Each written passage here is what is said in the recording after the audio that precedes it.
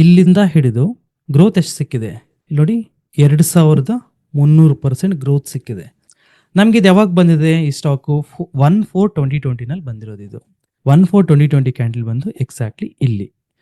ಅಲ್ಲಿಂದ ನೋಡಿ ಹೆಂಗ್ ಹೋಗಿದ್ದಾನೆ ಇವನು ನೋಡಿ, ಇಲ್ಲಿಂದ ಎಷ್ಟು ಪರ್ಸೆಂಟೇಜ್ ಹೋಗಿದ್ದಾನೆ? 8700%. ಓಕೆನಾ? Good evening everyone. ಇವತ್ತಿನ ಸೆಷನ್ಲಿ ನಾವು ಲಾಂಗ್ ಟರ್ಮ್ ಇನ್ವೆಸ್ಟ್ಮೆಂಟ್ ಸ್ಟ್ರಾಟಜಿ ಬಗ್ಗೆ ತಿಳ್ಕೊಳ್ಳೋಣ. So long term investment strategy ಬಂದು ಒನ್ಸ್ ಇನ್ 15 days ರಿಪೀಟ್ ಮಾಡ್ತಿರ್ತೀನಿ. ಯಾಕೆ ಇದು ಇಂಪಾರ್ಟೆಂಟ್ ಅಂದರೆ, ನಾವು ವೆಲ್ತ್ನ ಬಿಲ್ಡ್ ಮಾಡೋಕ್ಕೆ ಇನ್ವೆಸ್ಟ್ಮೆಂಟ್ ತುಂಬ ಮುಖ್ಯ ಆಗಿರುತ್ತೆ. ಟ್ರೇಡಿಂಗ್ ಅನ್ನೋದು ನಮ್ಮ ಸರ್ವೈವಲ್ಗೆ ಹೆಲ್ಪ್ ಮಾಡಿದ್ರೆ, ಇನ್ವೆಸ್ಟ್ಮೆಂಟ್ ಬಂದು ವೆಲ್ತ್ನ ಬಿಲ್ಡ್ ಮಾಡೋಕ್ಕೆ ಹೆಲ್ಪ್ ಮಾಡುತ್ತೆ.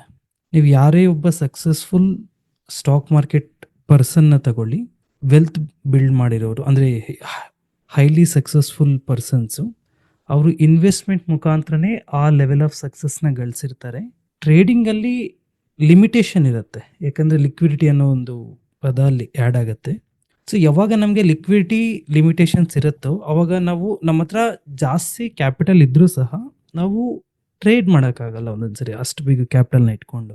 ಅದೇ ಇನ್ವೆಸ್ಟಿಂಗ್ ಆದರೆ ಇನ್ವೆಸ್ಟ್ಮೆಂಟ್ ಮಾಡಿ ಬಿಟ್ಬಿಡ್ಬೋದು ಸ್ಟಾಕ್ಸ್ನ. ಓಕೆನಾ? ಇಯರ್ಸ್ ಟುಗೆದರ್ ಬಿಡ್ಬೋದು, ವೆಲ್ತ್ ಬಿಲ್ಡ್ ಆಗುತ್ತೆ. ಮತ್ತು ಲಾಂಗ್ ಟರ್ಮ್ ಇನ್ವೆಸ್ಟ್ಮೆಂಟ್ ಅಂದಿದ ತಕ್ಷಣ ಸುಮಾರು ಜನಕ್ಕೆ ಮೈಂಡಲ್ಲಿ ಏನು ಬರುತ್ತೆ ಅಂದರೆ 50%, 70%, 100% ಇದು long term investment return basically people ನೋಡೋದು. ಓಕೆನಾ? ಈಗ ನಮ್ಮ ಜಸ್ಟ್ ಆಪರ್ಚುನಿಟೀಸ್ನ ನೋಡಿ ಮಾರ್ಕೆಟಲ್ಲಿ, ಈಕ್ವಿಟಿ ಮಾರ್ಕೆಟ್. ಓಕೆನಾ? ನಾವು ಕಂಪೇರ್ ಮಾಡೋಣ, ನಮಗೆ ಅವೈಲೇಬಲ್ ಇರೋ ನಂಬರ್ ಆಫ್ ಅಸೆಟ್ಸು ಕಂಪೇರ್ ಮಾಡೋಣ, ಯಾವುದು ಬೆಸ್ಟು ನಾವು ಅಮೌಂಟ್ನ ಅಪ್ರಿಸಿಯೇಷನ್ ಮಾಡೋಕ್ಕೆ, ನಮ್ಮ ಒಂದು ಕ್ಯಾಪಿಟಲ್ನ ಅಪ್ರಿಸಿಯೇಷನ್ ಮಾಡೋಕ್ಕೆ ನಮ್ಮ ಹತ್ರ ಏನೆಲ್ಲ ಆಪ್ಷನ್ಸ್ ಇದೆ. ಈವೆನ್ ದೋ ಲೆಟ್ಸ್ ನನ್ನ ಹತ್ರ ಒಂದು 50 lakhs ಕ್ಯಾಪಿಟಲ್ ಇದೆ, ಅಥವಾ 1 year ಕ್ಯಾಪಿಟಲ್ ಇದೆ, ಅಥವಾ 25 lakhs ಕ್ಯಾಪಿಟಲ್ ಇದೆ, 20 lakhs ಕ್ಯಾಪಿಟಲ್ ಇದೆ, ವಾಟ್ ಎವರ್ ದ ಕ್ಯಾಪಿಟಲ್. ಓಕೆನಾ? ಸೊ ನಮ್ಮ ಹತ್ರ ಅವೈಲೇಬಲ್ ಆಪ್ಷನ್ಸ್ ಏನಿರುತ್ತೆ? ಒಂದು ಎಫ್ ಡಿ, ಸೇಫೆಸ್ಟ್ ಪ್ರಾಡಕ್ಟ್. ಸುಮಾರು ಜನ ನೋಡೋದು ಎಫ್ ಡಿ ಮಾಡಿಬಿಡೋಣ ಅಂತ ಹೇಳ್ಬಿಟ್ಟು, ಕರೆಕ್ಟ್ ಅಲ್ವಾ? Fixed deposit. ಇದರಲ್ಲಿ ಬ್ಯಾಂಕ್ ಅವ್ನು ಎಷ್ಟು ರಿಟರ್ನ್ ಕೊಡ್ತಾನೆ? ಮ್ಯಾಕ್ಸಿಮಮ್ ಕೇಸಲ್ಲಿ 6 to 7.5%. ಇದಕ್ಕಿಂತ ಜಾಸ್ತಿ ಕೊಡೋಕ್ಕೆ ಇಂಪಾಸಿಬಲ್. ಓಕೆನಾ? ಮ್ಯಾಕ್ಸ್ ಟು ಮ್ಯಾಕ್ಸ್ 6 to 7.5% ಅಲ್ಲಿ ಎಫ್ ಡಿ ರಿಟರ್ನ್ಸ್ ಬರುತ್ತೆ. ಎಷ್ಟಕ್ಕೆ? 1 ವರ್ಷಕ್ಕೆ ಒಂದು ಆಪ್ಷನ್. ಇನ್ನೊಂದು ಚೂರು ಜಾಸ್ತಿ ರಿಟರ್ನ್ ಬೇಕು ಆದರೆ ಅದೇ ಸೇಫ್ಟಿ ಬೇಕು ನನಗೆ. ಓಕೆನಾ? ಆಲ್ಮೋಸ್ಟ್ ಸಿಮಿಲರ್ ಸೇಫ್ಟಿ ಬೇಕು, ಬಟ್ ಇನ್ನೊಂದು ಚೂರು ಜಾಸ್ತಿ ರಿಟರ್ನ್ ಬೇಕು. ಅವಾಗ ಏನು ಮಾಡ್ತೀವಿ? ಅವಾಗ ಬಂದು ಇನ್ನೊಂದು ಸ್ಟೆಪ್, ಇನ್ನೊಂದು ಚೂರು ಮುಂದಕ್ಕೆ ಹೋಗಿ ಬಾಂಡ್ಸ್ನ ಬೈ ಮಾಡ್ತೇವೆ. ಗೌರ್ನಮೆಂಟ್ ಇಶ್ಯೂಡ್ ಬಾಂಡ್ಸ್ ಇರುತ್ತಲ್ವ, NHA ಬಾಂಡ್ಸ್, ಇಲ್ಲ ಅಂದರೆ ಸಮ್ ಅದರ್ ಗೌರ್ನಮೆಂಟ್ ಬಾಂಡ್ಸ್ ಏನು ಇಶ್ಯೂ ಮಾಡ್ತಾರೆ, ಆ ಬಾಂಡ್ಸ್ನ ಬೈ ಅದು fixed rate plus lock in period. ಇಷ್ಟು ವರ್ಷ ಅಂತ ಲಾಕ್ ಇನ್ ಮಾಡಿದ್ರೆ ಇಯರ್ಲಿ 10%, 9%, 11% ಒಂದಷ್ಟು ರಿಟರ್ನ್ ಇರುತ್ತೆ. ಓಕೆನಾ? ಸೊ ಅದು ಬಾಂಡ್ಸ್ನ ನಾವು ಪರ್ಚೇಸ್ ಮಾಡೋದು ಸೆಕೆಂಡ್ ಆಪರ್ಚುನಿಟಿ. ಇಲ್ಲ ಇನ್ನೊಂದು ಚೂರು ನಾನು ರಿಸ್ಕ್ ತೊಗೊಳಕ್ಕೆ ರೆಡಿ ಇದ್ದೀನಿ, ಒಂಚೂರು ನಾನು ರಿಸ್ಕ್ ತಗೊತೀನಿ ಅಂತ ನಾವೇನಾದರೂ ನೋಡೋದಾದರೆ, ಸೊ ಒಂದು ನಿಮಿಷ ದಯವಿಟ್ಟು ಎಲ್ಲರೂ ಮ್ಯೂಟಲ್ಲಿ ಇಟ್ಕೊಳ್ಳಿ ಮೈಕ್ನ. ಓಕೆನಾ? ಸೊ ಇನ್ನೊಂದು ಚೂರು ನೆಕ್ಸ್ಟು ಇನ್ನೊಂದು ಚೂರು, ಈಗ ಫಸ್ಟ್ ನಾವು ಯಾವ್ದು ನೋಡಿದ್ವಿ? Extremely safest fixed deposit. ಅದು ಬಿಟ್ಟರೆ ಇನ್ನೊಂದು ಚೂರು, ಅದಕ್ಕಿಂತ ನೆಕ್ಸ್ಟ್ ಬಂದರೆ ಬಾಂಡ್ಸು. ಅದಕ್ಕಿನ್ನೊಂದು ಚೂರು ರಿಸ್ಕ್ ತೊಗೊಂಡ್ರೆ ಮೂರನೇ ಆಪ್ಷನ್ ಯಾವುದು? Mutual funds. ಕರೆಕ್ಟ್ ಅಲ್ವಾ? ಸೊ ಮ್ಯೂಚುವಲ್ ಫಂಡ್ಸಲ್ಲಿ ಏನಾಗುತ್ತೆ? ಒಂಚೂರು ರಿಸ್ಕ್ ಇನ್ವಾಲ್ವ್ಡ್ ಆಗಿರುತ್ತೆ, ಆದರೆ ಪ್ರಾಫಿಟ್ ಕೊಟ್ಟಾಗ ಬಾಂಡ್ಸು ನಮಗೊಂದು 9%, 10% ಬಾಂಡ್ಸಲ್ಲಿ ಸಿಕ್ಕಿದ್ರೆ, ಇಲ್ಲೊಂದು 13%, 14%, 16% ತನಕ ರಿಟರ್ನ್ ಸಿಗೋ ಚಾನ್ಸಸ್ ಇರುತ್ತೆ ಮ್ಯೂಚುವಲ್ ಫಂಡ್ಸಲ್ಲಿ. ಸೊ ಈ ಮೂರು majority of the people choose ಮಾಡೋದು ಸೇಫ್ ಆಗಿರ್ಬೇಕಂತ ಹೇಳ್ಬಿಟ್ಟು. ಸೊ ನಾವೇನು ಮಾಡ್ತೀವಿ? ಡೈರೆಕ್ಟ್ ಈಕ್ವಿಟಿ ಇನ್ವೆಸ್ಟ್ಮೆಂಟು ಅಂದರೆ ಈ ಮೂರಲ್ಲಿ ನಿಮ್ಗೆ ಗೊತ್ತು, ನಿಮ್ಮ ಕ್ಯಾಪಿಟಲ್ಲು ಲೆಟ್ಸೆ ನೀವು ಒಂದು 10 ಲಕ್ಷ ಹಾಕ್ತೀರಾ, 10 ಲಕ್ಷ ಇನ್ವೆಸ್ಟ್ಮೆಂಟ್ ಮಾಡಿದ್ರೆ ಇಯರ್ಲಿ ನಿಮಗೆ ಲೆಟ್ಸೆ ಫಿಕ್ಸ್ಡ್ ಡೆಪಾಸಿಟ್ ಆದರೆ 7% ಸಿಗುತ್ತೆ, ಬಾಂಡ್ಸ್ ಆದರೆ ಅಪ್ರಾಕ್ಸಿಮೇಟ್ಲಿ 10% ಸಿಗುತ್ತೆ, ಮ್ಯೂಚುವಲ್ ಫಂಡ್ಸ್ ಅನ್ನು ಆವ್ರೇಜ್ ತಗೊಂಡಾಗ ಓವರ್ ಕಂಬೈನ್ಡ್ ಆವ್ರೇಜ್ ತಗೊಂಡಾಗ ಒಂದು 13-14% ಸಿಗುತ್ತೆ, ಅಥವಾ ಮ್ಯಾಕ್ಸಿಮಮ್ 15% ಸಿಗುತ್ತೆ. ಈ ಮೂರಕ್ಕಿಂತ ಬೀಟ್ ಮಾಡಬೇಕು, ನಾನು ಬಿಯಾಂಡ್ ಹೋಗಬೇಕು. 100%, 200%, 500%, 1000%, 2000%, 5000%, 10,000%. ಅರ್ಥ ಆಗ್ತಿದೆ ನಿಮಗೆ? ಈ ಲೆವೆಲ್ ಆಫ್ ರಿಟರ್ನ್ಸ್ನ ಗಳಿಸ್ಬೇಕು. ಎಲ್ಲಿ ಸಾಧ್ಯ? ಈವನ್ ನಾನು ಫೈನಾನ್ಷಿಯಲ್ ಮಾರ್ಕೆಟ್ ಏನು ಈ ಫೈನಾನ್ಷಿಯಲ್ ಪ್ರಾಡಕ್ಟ್ಸ್ ಇದೆ, like mutual funds, bonds, F D ಮತ್ತು ಇನ್ನು ಸಮ್ ಅದರ್ ಏನಾದರೂ ETF ಏನೆಲ್ಲ ಇದೆ, ಇವೆಲ್ಲದಕ್ಕೂ ಬಿಟ್ಟು ನಾನು ಬೇರೆ ಹೊರಗಡೆ ಹೋಗ್ತೀನಿ ಅಂದ್ರೆ ಎಲ್ಲಿ ಹೋಗೋಕ್ಕಾಗತ್ತೆ ನೀವು? ಒಂದು P2P ಲೆಂಡಿಂಗ್ ಮಾಡಬೇಕು, ಕೌಂಟರ್ ಪಾರ್ಟಿ ರಿಸ್ಕ್ ಇರುತ್ತೆ. ಇನ್ನೊಂದು ಓನಾಗಿ ನೀವು ಇಂಟ್ರೆಸ್ಟ್ ಕೊಡ್ಬೋದು, ಅಗೇನ್ ರಿಕವರಿ ರಿಸ್ಕ್ ಇರುತ್ತೆ. ರಿಯಲ್ ಎಸ್ಟೇಟ್ ಹೋಗ್ಬೋದು, ಲಿಕ್ವಿಡ್ ರಿಸ್ಕ್ ಇರುತ್ತೆ. ಒಂದ್ಸರಿ ಕ್ಯಾಶ್ ರಿಯಲ್ ಎಸ್ಟೇಟ್ ಲಾಕ್ ಆಯ್ತು ಅಂದ್ರೆ ಅಷ್ಟು ಈಸಿಯಾಗಿ ಮತ್ತೆ ಇಮಿಡಿಯೇಟ್ ಆಗಿ ಸೆಲ್ ಮಾಡೋಕ್ಕಾಗಲ್ಲ, ತುಂಬ ಟೈಮ್ ಹಿಡಿಯುತ್ತೆ, ಕನ್ವರ್ಟ್ ಆಗಿ ಮಾಡೋಕ್ಕಾಗಲ್ಲ ಇಮಿಡಿಯೇಟ್ ಆಗಿ. ಪ್ಲಸ್ ಅದು ವಿತ್ ರಿಸ್ಕ್, ಹೆವಿ ರಿಸ್ಕ್ ಇರುತ್ತೆ, ಅನ್ಸರ್ಟೈನಿಟಿ ಹೆವಿ ಇರುತ್ತೆ. ಓಕೆನಾ? ಓನ್ಲಿ ಸರ್ಟೆನ್ ಪೀಪಲ್ ಮಾತ್ರ ಮಾಡೋಕ್ಕೆ ಸಾಧ್ಯ, ಎಲ್ರಿಗೂ ಸೂಟಬಲ್ ಆಗಲ್ಲ. ಒಂದು ಕೇಸ್ ಬಿತ್ತಿದೆ ಅಂತಂದ್ರೆ 4-5 ವರ್ಷ ಹೋಗ್ಬೇಕಾಗುತ್ತೆ ಕೋರ್ಟಿಗೆ. ಸೊ ಇದೆಲ್ಲ ಪ್ರಾಬ್ಲಮ್ ಇರುತ್ತೆ, ಅಷ್ಟು ಈಸಿ ಇಲ್ಲ ರಿಯಲ್ ಎಸ್ಟೇಟ್. ಸೊ ಈಗ ನಾವು ಓವರ್ ಆಲ್ ಎಂಟೈರ್ ಸಿನಾರಿಯೋನ ಅರ್ಥ ಮಾಡಿಕೊಳ್ಳಿ. ಇದೆಲ್ಲ ಯಾಕೆ ಹೇಳ್ತಾ ಇದ್ದೀನಿ ಅಂತಂದ್ರೆ, ಈಕ್ವಿಟಿ ಇನ್ವೆಸ್ಟ್ಮೆಂಟೇ ಯಾಕೆ ಇಂಪಾರ್ಟೆಂಟು, ಓಕೆನಾ? ಸೊ ಲಿಮಿಟೇಷನ್ಸು, ಅಡ್ವಾಂಟೇಜಸ್ ಎರಡು ನೀವು ಅರ್ಥ ಮಾಡ್ಕೋಬೇಕು. ಈಗ FD ಸೇಫ್ಟಿ ಇದೆ, ಬಟ್ ರಿಟರ್ನ್ ಏನೇನು ಅಲ್ಲ. ಬಾಂಡ್ ಸೇಫ್ಟಿ ಇದೆ, but again return not at all satisfactory. Mutual funds risk ಇದೆ, again return not satisfactory. And other sources ಏನು ಬೇರೆ ಫೈನಾನ್ಷಿಯಲ್ ಮಾರ್ಕೆಟ್ನ ಬಿಟ್ಟು ಹೊರಗಡೆ ಏನು ಹೋಗ್ತೀವಿ ಅವಂತೂ ಇಂಪಾಸಿಬಲ್, ವರ್ಕೌಟ್ ಆಗಲ್ಲ. ಈಗ ನಾನು ಫೈನಾನ್ಷಿಯಲ್ ಮಾರ್ಕೆಟಲ್ಲಿ ನನಗೆ ನಮ್ಮ ಇಮ್ಯಾಜಿನೇಷನ್ಗೆ ಬ್ರೇಕ್ ಮಾಡುವಂತಹ ರಿಟರ್ನ್ಸ್ ಬೇಕು. ಲೈಕ್ 500, 300, 1000, 2000, ಈ ಥರ 2000% ರಿಟರ್ನ್, ಈ ಥರ ಲೆವೆಲ್ ಆಫ್ ಸಕ್ಸಸ್ ಬೇಕು ನನಗೆ. ಈಕ್ವಿಟಿ ಮಾರ್ಕೆಟ್ ಮಾತ್ರ ಕೊಡೋಕ್ಕೆ ಸಾಧ್ಯ. ಈಕ್ವಿಟಿ ಮಾರ್ಕೆಟಲ್ಲಿ ಮಾತ್ರ ಈ ಲೆವೆಲ್ ಆಫ್ ಸಕ್ಸಸ್ನ ಗಳಿಸಕ್ಕೆ ಸಾಧ್ಯ. ಎಷ್ಟೊಂದು ಜನ ಈಕ್ವಿಟಿ ಮಾರ್ಕೆಟಲ್ಲಿ ಸಕ್ಸಸ್ ಆಗಿರೋರು ಇದ್ದಾರೆ. ಈಕ್ವಿಟಿ ಮಾರ್ಕೆಟಲ್ಲಿ ಲಾಂಗ್ ಟರ್ಮ್ ಇನ್ವೆಸ್ಟ್ಮೆಂಟಲ್ಲಿ ಒಬ್ಬರೂ ಇಲ್ಲ, ಫೇಲ್ಯೂರ್ ಆಗಿದ್ದೀನಿ ಅಂತ ಹೇಳೋರು ಒಬ್ಬರೂ ಇಲ್ಲ. ನಾನು ಹೇಳ್ತಾ ಇರೋದು ಕಾಂಬಿನೇಷನ್ನ ಕ್ರಿಯೇಟ್ ಮಾಡಿರೋರು, ಅರ್ಥ ಮಾಡ್ಕೊಳ್ಳಿ. ಲಾಂಗ್ ಟರ್ಮಲ್ಲಿ ಯಾವುದೋ ಒಂದೇ ಸ್ಟಾಕಲ್ಲಿ ಎತ್ಕೊಂಡಾಗ ಎಲ್ಲ ಸೇವಿಂಗ್ಸ್ ಹಾಕಿರೋರ ಬಗ್ಗೆ ನಾನು ಹೇಳ್ತಾ ಇಲ್ಲ, ಅವರು ಲಾಂಗ್ ಟರ್ಮ್ ಗ್ಯಾಮ್ಲರ್ಸ್ ಅವರು. ಓಕೆನಾ?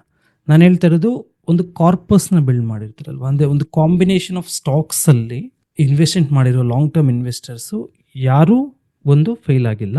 ಎರಡನೇದು ಬಂದು ಎಲ್ಲರೂ ಕ್ರೋರ್ಸಲ್ಲಿ ವೆಲ್ತ್ನ ಬಿಲ್ಡ್ ಮಾಡಿರೋರು ಇದ್ದಾರೆ, ಅರ್ಥ ಆಯ್ತಾ? ಸೊ ಈ ಥರ ಸಕ್ಸಸ್ ರೇಷಿಯೋ ಅನ್ನೋದು ಲಾಂಗ್ ಟರ್ಮಲ್ಲಿ ಮಾತ್ರ ಸಿಗಕ್ಕೆ ಸಾಧ್ಯ. ಮತ್ತು ಎರಡನೇದು, ಸುಮಾರು ಜನ ಯಾಕೆ ಲಾಂಗ್ ಟರ್ಮ್ನ ಚೂಸ್ ಮಾಡಲ್ಲ? ರೀಸನ್ ನಂಬರ್ 1 ಬಂದು ಅದರ ಮಹತ್ವ ಗೊತ್ತಿರಲ್ಲ. ಲಾಂಗ್ ಟರ್ಮ್ ಇನ್ವೆಸ್ಟ್ಮೆಂಟ್ ಅನ್ನೋದು ಅದರ ಪವರ್ ಏನು ಅಂತ ಸುಮಾರು ಜನಕ್ಕೆ ಗೊತ್ತಿರಲ್ಲ. ಸುಮಾರು ಜನ ಏನಂತ್ಕೊಂತೀವಂದರೆ, ಇಲ್ಲೆಲ್ಲೋ ಇನ್ವೆಸ್ಟ್ಮೆಂಟ್ ಮಾಡ್ತೀವಿ, ಅಲ್ಲಿಂದ ಪ್ರೈಸ್ ಒಂದು 2 ವರ್ಷ 3 ವರ್ಷ ಮೇಲೆ ಹೋದರೆ ನನಗೆ ಇಲ್ಲೆಲ್ಲೋ ಪ್ರಾಫಿಟ್ ಬರುತ್ತೆ, ಇಷ್ಟೇ ಅಂದ್ಕೊಂಡಿರ್ತಾರೆ. ಆ್ಯಕ್ಚುಲಿ ಇಲ್ಲಿ ಇನ್ವೆಸ್ಟ್ ಮಾಡ್ತಾರೆ, ಇಲ್ಲಿ ಪ್ರಾಫಿಟ್ ಬುಕ್ಕಿಂಗ್ ಅಂತ ಅಂದ್ಕೊಳ್ಳೋಣ. ಸೊ ಇದಲ್ಲ, ಇದು ಜಸ್ಟ್ ಇದು ಒಂದು ಪಾರ್ಟ್ ಅಷ್ಟೇ ಲಾಂಗ್ ಟರ್ಮ್ ಇನ್ವೆಸ್ಟ್ಮೆಂಟಲ್ಲಿ. ಸೆಂಟ್ರಲಲ್ಲಿ ಎಷ್ಟೆಷ್ಟೋ ಮ್ಯಾಜಿಕ್ ನಡೆಯುತ್ತೆ. ಡಿವಿಡೆಂಟ್ ಬರುತ್ತೆ ಖರ್ಚಿಗೆ, ಬೋನಸ್ ಬರುತ್ತೆ, ಸ್ಟಾಕ್ ಸ್ಪ್ಲಿಟ್ ಆಗುತ್ತೆ, ರೈಟ್ ಇಶ್ಯೂ ಬರುತ್ತೆ, ಅರ್ಥ ಆಗ್ತಿದೆಯಾ? ಸೊ ಇವೆಲ್ಲ ಬರ್ತಾ ಇರುತ್ತೆ ಮಾರ್ಕೆಟಲ್ಲಿ. ಬಟ್ ನಾವೇನು ಮಾಡ್ತೀವಿ, ಇದನ್ನ ಯಾವುದನ್ನು ನಾವು ಸ್ಟಡಿ ಮಾಡೋಕ್ಕೆ ಹೋಗಲ್ಲ. Bonus, dividend, stock split, right issue, ಇದೆಲ್ಲ ನಾವು ಪಕ್ಕಕ್ಕೆ ಇಟ್ಬಿಟ್ಟಿರ್ತೀವಿ. ನಾವು ಜಸ್ಟ್ ಒಂದು ಮೈಂಡ್ ಸೆಟ್. ಇನ್ನೊಂದು ಮೇನ್ ರೀಸನ್ ನಾವು ಯಾಕೆ ಲಾಂಗ್ ಟರ್ಮ್ ಸುಮಾರು ಜನ ಹೋಗಲ್ಲ ಅಂದರೆ, ಈವನ್ ನೋಡಿ, ಕ್ಯಾಪಿಟಲ್ ಅನ್ನೋದು ಯಾವತ್ತೂ ಇಶ್ಯೂ ಅಲ್ಲ. ಈವನ್ 1000 ರೂಪಾಯಿ ಇರೋರು ಬೇಕಾದ್ರೂ ಲಾಂಗ್ ಟರ್ಮ್ ಇನ್ವೆಸ್ಟ್ಮೆಂಟ್ ಮಾಡ್ಬೋದು, 10,000 ರೂಪಾಯಿ ಇರೋರು ಬೇಕಾದ್ರೂ ಲಾಂಗ್ ಟರ್ಮ್ ಇನ್ವೆಸ್ಟ್ಮೆಂಟ್ ಮಾಡ್ಬೋದು. ಇಲ್ಲಿ ಪ್ರಶ್ನೆ ಕ್ಯಾಪಿಟಲ್ ಅಲ್ಲ. ನಾವು ಯಾವುದೋ ಒಂದು ವಿಧದಲ್ಲಿ ಎಷ್ಟೊಂದು ದುಡ್ಡು ವೇಸ್ಟ್ ಮಾಡ್ತಿರ್ತೀವಿ. ಇಲ್ಲಿ ಪ್ರಶ್ನೆ ಏನಂತಂದರೆ, ಲಾಂಗ್ ಟರ್ಮ್ ರಿಟರ್ನ್ಸ್ ಇರುತ್ತಲ್ವಾ, ಇದು ವಿಸಿಬಲ್ ಇರಲ್ಲ, ಅರ್ಥ ಮಾಡ್ಕೊಳ್ಳಿ. ಒಬ್ಬ ಟ್ರೇಡರ್ ಏನಾಗಿರ್ತಾನೆ, ಟ್ರೇಡರ್ಗೆ ಅವನ ಪ್ರಾಫಿಟ್ ಆ್ಯಂಡ್ ಲಾಸು ಅವತ್ತು ಡೇನಲ್ಲೇ ಕಾಣಿಸುತ್ತೆ. ಅಂದರೆ ಅವ್ನ ಕಣ್ಣಲ್ಲಿ ನೋಡ್ತಾ ಇರ್ತಾನೆ, ಇದು ನನ್ನ ಪ್ರಾಫಿಟ್, ಇದು ನನ್ನ ಲಾಸ್ ಅಂತ ಹೇಳ್ಬಿಟ್ಟು. ಅವಾಗ ಅವನು ಕ್ಲಾರಿಟಿ ಇರುತ್ತೆ ಮೈಂಡು, ಓಕೆ ನನ್ನ ಪ್ರಾಫಿಟ್ ಆ್ಯಂಡ್ ಲಾಸ್ ನಂಗೆ ಕ್ಲಾರಿಟಿ ಇದೆ, ನಾನು ಇದನ್ನೇ ಚೂಸ್ ಮಾಡ್ತೀನಿ ಅಂತ ಸುಮಾರು ಜನ ಟ್ರೇಡಿಂಗ್ ಬರ್ತಾರೆ. ಕ್ವಿಕ್ ರಿಟರ್ನ್, ಕ್ವಿಕ್ ಲಾಸ್ ಅದೆಲ್ಲ ಪಕ್ಕಕ್ಕಿರಲಿ, ಬಟ್ ಪ್ರಾಫಿಟ್ ಆ್ಯಂಡ್ ಲಾಸ್ ನಮ್ಮ ಕಣ್ಣಲ್ಲಿ ಡೈರೆಕ್ಟಾಗಿ ಹಂಗೆ ನೋಡ್ತಿರ್ತೀವಿ, ಡಿಸಿಷನ್ಸು ನಾವು ಹಂಗೆ ಲೈವಲ್ಲಿ ತಗೊಂತಿರ್ತೀವಿ. ಸೊ ಇದರಿಂದ but long term wealth visible ಇರಲ್ಲ ಅಲ್ವಾ, ಕಣ್ಣು ಕಾಣಿಸಲ್ಲ ಅದು ವೆಲ್ತು, ಅದು ಓವರ್ ಎ ಪೀರಿಯಡ್ ಬಿಲ್ಡ್ ಆಗೋದು. ಸುಮಾರು ಜನಕ್ಕೆ ಯಾವಾಗ ನಮ್ಗೆ ಆ ವೆಲ್ತ್ ನಮಗೆ ಕಾಣಿಸಲ್ವೋ, ಯಾವಾಗ ನಾವು ಆ ವೆಲ್ತ್ನ ಯಾವಾಗೋ ಬರೋ ವೆಲ್ತ್ನ ನಾವು ಆ ಇಮ್ಯಾಜಿನೇಷನ್ ಮಾಡ್ಕೊಳ್ಳಲ್ವೋ, ಅದನ್ನು ಟ್ರಸ್ಟ್ ಮಾಡಿ ಪ್ರೋಸೆಸ್ನ ಫಾಲೋ ಮಾಡಲ್ವೋ, ಅವಾಗ ಬೇಸಿಕಲಿ ನಮ್ಗೆ ಏನು ಅನ್ಸುತ್ತೆ ಅಂದರೆ, ಅರೆ ಬಿಡು, ಯಾವಾಗೋ ಕೊಡೋವಂತಹ ರಿಟರ್ನ್ಸ್ ನಾವು ಯಾಕೆ ಸುಮ್ಮನೆ, ಕೊಡತ್ತೋ ಇಲ್ವೋ, ಅದು ಹೆಂಗಿರುತ್ತೋ ಏನೋ, ಈ ಥರ ಗೊಂದಲದಲ್ಲಿ ಇರ್ತೀವಿ ಹೊರತು ಕ್ಲಾರಿಟಿ ಇರಲ್ಲ ಸುಮಾರು ಜನಕ್ಕೆ. ಅದರಿಂದ ಲಾಂಗ್ ಟರ್ಮ್ನ ಜಾಸ್ತಿ ಜನ ಇಗ್ನೋರ್ ಮಾಡ್ತಾರೆ. ಒಬ್ಬ ಪರ್ಸನ್ನು ಸ್ಟಾಕ್ ಮಾರ್ಕೆಟಲ್ಲಿ ವೆಲ್ತ್ನ ಬಿಲ್ಡ್ ಮಾಡ್ಬೇಕಂತಂದರೆ ಓನ್ಲಿ ಥ್ರೂ ಇನ್ವೆಸ್ಟ್ಮೆಂಟ್ ಮಾತ್ರ ಮಾಡೋಕ್ಕೆ ಸಾಧ್ಯ. ಟ್ರೇಡಿಂಗಲ್ಲಿ ಆಲ್ಮೋಸ್ಟ್ ಇಂಪಾಸಿಬಲ್ ಟ್ರೇಡಿಂಗಲ್ಲಿ. Wealth created only through investment. ಇದನ್ನ ದಯವಿಟ್ಟು ಎಲ್ಲರೂ ಜ್ಞಾಪಕ ಇಟ್ಕೊಳ್ಳಿ. ಮತ್ತು ಇಷ್ಟು ಇಂಪಾರ್ಟೆಂಟ್ ಆಗಿರೋ ಕಾನ್ಸೆಪ್ಟ್ನ ನಾವು ಹೆಂಗೆ ಇದನ್ನ ಕಡಿಮೆ ಮಾಡಿಡಕ್ಕೆ ಸಾಧ್ಯ, ಕರೆಕ್ಟ್ ಅಲ್ವಾ? ಸೊ ನಾವು ಇದಕ್ಕೆ ಒಂದು ಸಿಸ್ಟಮ್ನ ಬಿಲ್ಡ್ ಮಾಡೋಣ. ಎಷ್ಟೊಂದು ಪ್ರೋಸೆಸ್ ಇದೆ, ಎಷ್ಟೊಂದು ಸ್ಟ್ರಾಟಜೀಸ್ ಇದೆ ಲಾಂಗ್ ಟರ್ಮ್ ಇನ್ವೆಸ್ಟ್ಮೆಂಟ್ಗೆ. ಬಟ್ ನೋಡಿ, ನಾವು ಏನೇ ಫಾಲೋ ಮಾಡಿದ್ರು ಈಸಿಯಾಗಿರಬೇಕು, ತುಂಬ ಬರ್ಡನ್ ಅನ್ನಿಸ್ಬಾರ್ದು. ಒಂದು ಸ್ಟಾಕ್ನ ಪಿಕ್ ಮಾಡೋಕ್ಕೆ ನಾನು ಕೇಳಿದ್ದೀನಿ ಹಳೆ ಒಂದು 3 to 5 years ಬ್ಯಾಕು, ನಾನು ಏನು ಲಾಂಗ್ ಟರ್ಮ್ ಇನ್ವೆಸ್ಟ್ಮೆಂಟ್ ಬಗ್ಗೆ ಸ್ಟಡಿ ಮಾಡುವಾಗ ಕೆಲವರು ಹೇಳ್ತಾ ಇದ್ರು, ಈ ಟಾಪ್ ರಿಸರ್ಚ್ ಕಂಪ್ನೀಸಲ್ಲಿ ಒಂದು ಸ್ಟಾಕ್ನ ಪಿಕ್ ಮಾಡೋಕ್ಕೆ 5 ದಿನ, 7 ದಿನ, 15 ದಿನ ರಿಸರ್ಚ್ ಮಾಡ್ತಾರಂತೆ ಒಂದು ಸ್ಟಾಕ್ನ ಪಿಕ್ ಮಾಡೋಕ್ಕೆ ಲಾಂಗ್ ಟರ್ಮ್ಗೆ. ಅವಾಗ ನನಗೊಂಥರ ಆಶ್ಚರ್ಯ ಅನ್ನಿಸ್ತು, ಏನಿರುತ್ತೆ ಅಷ್ಟು ಎಲ್ಲ ರಿಸರ್ಚ್ ಮಾಡೋಕ್ಕೆ ಅಂತ. ಇದಲ್ಲ ಫಂಡಮೆಂಟಲ್ ಅನಾಲಿಸಿಸ್ ಅನ್ನೋದೇನಿದೆ, ಇದೊಂಥರ ಸಮುದ್ರ ಇದ್ದಂಗೆ. ಸೊ ಈಗ ನಾವು ಕ್ಲಿಯರಾಗಿ ನಾವು ಮಾತಾಡ್ಕೊಳ್ಳೋದಾದ್ರೆ, ಮಾರ್ಕೆಟಲ್ಲಿ ನೋಡಿ 2 ಥರ ಅನಾಲಿಸಿಸ್ ಇರುತ್ತೆ. ನಿಮಗೆ ಇದು ಆಲ್ರೆಡಿ ಗೊತ್ತು, ಓಕೆನಾ. ಒಂದು ಟೆಕ್ನಿಕಲ್ ಅನಾಲಿಸಿಸ್ಸು, ಇನ್ನೊಂದು ಬಂದು fundamental analysis. So technical analysis ಏನಕ್ಕೆ ಹೆಲ್ಪ್ ಮಾಡ್ತಾನೆ? ಟೆಕ್ನಿಕಲ್ ಅನಾಲಿಸಿಸ್ ಬಂದು ಟ್ರೇಡಿಂಗ್ ಹೆಲ್ಪ್ ಆಗುತ್ತೆ. ಫಂಡಮೆಂಟಲ್ ಅನಾಲಿಸಿಸ್ ಬೇಸಿಕಲಿ ಜಾಸ್ತಿ ಯಾವುದಕ್ಕೆ ಯೂಸ್ ಮಾಡ್ತಾರೆ? ಇನ್ವೆಸ್ಟ್ಮೆಂಟ್ಗೆ ಯೂಸ್ ಮಾಡ್ತಾರೆ. ಆ ಒಂದು ಕಂಪನಿಯ ಲಾಂಗ್ ಟರ್ಮ್ ಇನ್ವೆಸ್ಟ್ಮೆಂಟ್ ಏನು ನೋಡ್ತಾರೆ, short term and long term investment, ಆ ಇನ್ವೆಸ್ಟ್ಮೆಂಟ್ಗೋಸ್ಕರ ಅಂದರೆ ಇನ್ವೆಸ್ಟ್ಮೆಂಟ್ ಮಾಡೋಕ್ಕೋಸ್ಕರ ಫಂಡಮೆಂಟಲ್ ಅನಾಲಿಸಿಸ್ನ ಸ್ಟಡಿ ಮಾಡ್ತಾರೆ. ಈಗ ನಾವು ಟೆಕ್ನಿಕಲ್ ಅನಾಲಿಸಿಸ್ನ ಮತ್ತು ಫಂಡಮೆಂಟಲ್ ಅನಾಲಿಸಿಸ್ನ ಕ್ಲಬ್ ಮಾಡಿ ಒಂದು ಈಸಿ ಸ್ಟ್ರಾಟಜಿ ಹಾಗೆ ವೆರಿ ಗ್ರೇಟ್ ಅಕ್ಯುರಸಿ ಜೊತೆಗೆ ಬಿಲ್ಡ್ ಮಾಡ್ಬೋದಾ ಅನ್ನೋದು ಕ್ವಶನ್. ಈಗ 100% ಮಾಡ್ಬೋದು. ಸೊ ಮತ್ತೆ ಇದರ ಒಂದು ಅಕ್ಯುರಸಿ ನಾನು 15 ವರ್ಷ ಡಾಟಾ ಬ್ಯಾಕ್ ಟೆಸ್ಟ್ ಮಾಡಿ ಹೇಳ್ತಿದ್ದೀನಿ. ನೀವು ಇನ್ನೂ ಬೇಕಾದರೆ 20-25 ಇಯರ್ಸ್ ಡಾಟಾನ ಟೆಸ್ಟ್ ಮಾಡ್ಬೋದು. ನಾನು ತೋರಿಸ್ಕೊಡ್ತೀನಿ ಯಾವ ಥರ ಟೆಸ್ಟ್ ಮಾಡೋದಂತ. ಸೊ 15 ಇಯರ್ಸ್ ಆಫ್ ಬ್ಯಾಕ್ ಟೆಸ್ಟಲ್ಲಿ ನನಗೆ ಅಕ್ಯುರಸಿ ಸಿಕ್ಕಿರೋದು ಹೇಳ್ತಿದ್ದೀನಿ. ಆಲ್ಮೋಸ್ಟ್ 98% ಅಕ್ಯುರಸಿ ಸಿಕ್ಕಿದೆ. ಎಷ್ಟಲ್ಲಿ 98% ನನಗೆ ಅಕ್ಯುರಸಿ ಸಿಕ್ಕಿರೋದು. ನೀವು ಕೂಡ ಬ್ಯಾಕ್ ಟೆಸ್ಟ್ ಮಾಡಬಹುದು. Your welcome. ಓಕೆ, ನಾನು ತೋರಿಸ್ಕೊಡ್ತೀನಿ ಯಾವ ಥರ ಅಂತ. ಸೊ ಈ ಒಂದು ಅಕ್ಯುರಸಿ ಇದೆ. And long term wealth building ಅಲ್ವಾ, ಇಲ್ಲಿ ವೆಲ್ತ್ ಬಿಲ್ಡಿಂಗ್ ಅಲ್ಲಿ ಏನಾಗುತ್ತೆ ಅಂದರೆ, ಒನ್ಸ್ ಇನ್ವೆಸ್ಟ್ಮೆಂಟ್ ಮಾಡಿದ್ಮೇಲೆ ಆ ಸ್ಟಾಕಲ್ಲಿ ಎಕ್ಸಿಟ್ ಎಲ್ ಬರಲ್ಲ, ಓನ್ಲಿ ಪ್ರಾಫಿಟ್ ರನ್ನಿಂಗ್ ಮಾತ್ರ ಬರುತ್ತೆ.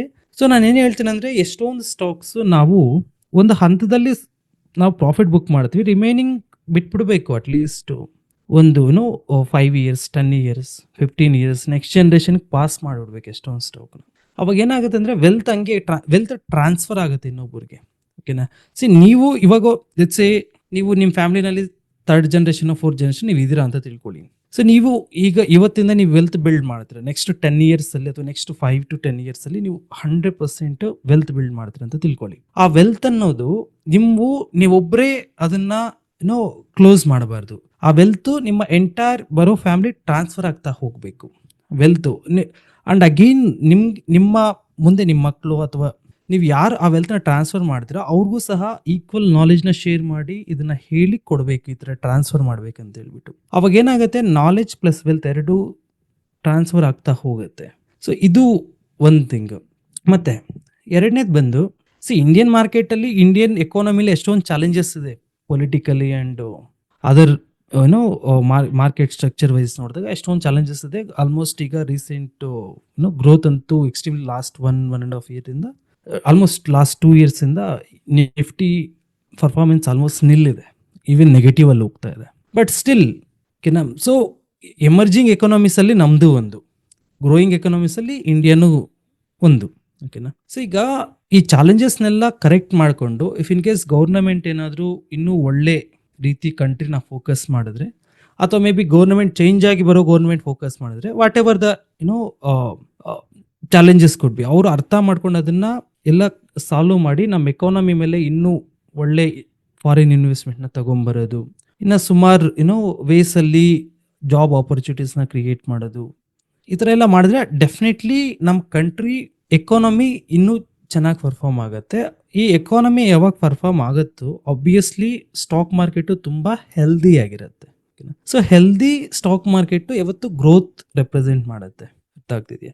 ಸೊ ಇದರಿಂದ ನಾನೇನು ಹೇಳಕ್ಕೆ ಕೊಟ್ಟಿದ್ದೀನಂದರೆ, ಫಾಸ್ಟೆಸ್ಟ್ ಗ್ರೋಯಿಂಗ್ ಎಕಾನಮಿ ಇಂಡಿಯಾ ಆಗಿರೋದ್ರಿಂದ ಅಪ್ಕಮಿಂಗ್ ಇಯರ್ಸಲ್ಲಿ ಈಗ ನೀವು ಓವರಾಲ್ ನಮ್ಮ ಇಂಡಿಯನ್ ಮಾರ್ಕೆಟ್ನ ನೀವು ಜಡ್ಜ್ ಮಾಡಬೇಕು ಅಂತಂದರೆ, ನಮ್ಮದು ಇಂಡಿಪೆಂಡೆನ್ಸ್ನ ನೀವು ತಗೊಂಡ್ರು ಸಹ, ಸೊ ಇಂಡಿಯನ್ ಮಾರ್ಕೆಟು ಯಾವಾಗ almost Bombay stock exchange start ಆಗಿದ್ದು ಬಿಫೋರ್ ಇಂಡಿಪೆಂಡೆನ್ಸ್ ಅಂದ್ಕೊತೀನಿ, ಅಥವಾ 1890 ಯಾವಾಗ ಸ್ಟಾರ್ಟ್ ಆಗಿರೋದು ಬಾಂಬೆ ಸ್ಟಾಕ್ ಎಕ್ಸ್ಚೇಂಜ್. ಅಂದರೆ ಅಫಿಷಿಯಲಿ ಸ್ಟಾರ್ಟ್ ಆಗಿರೋದು ಬಂದು may be after 1900 changes start ಆಗಿದೆ officially.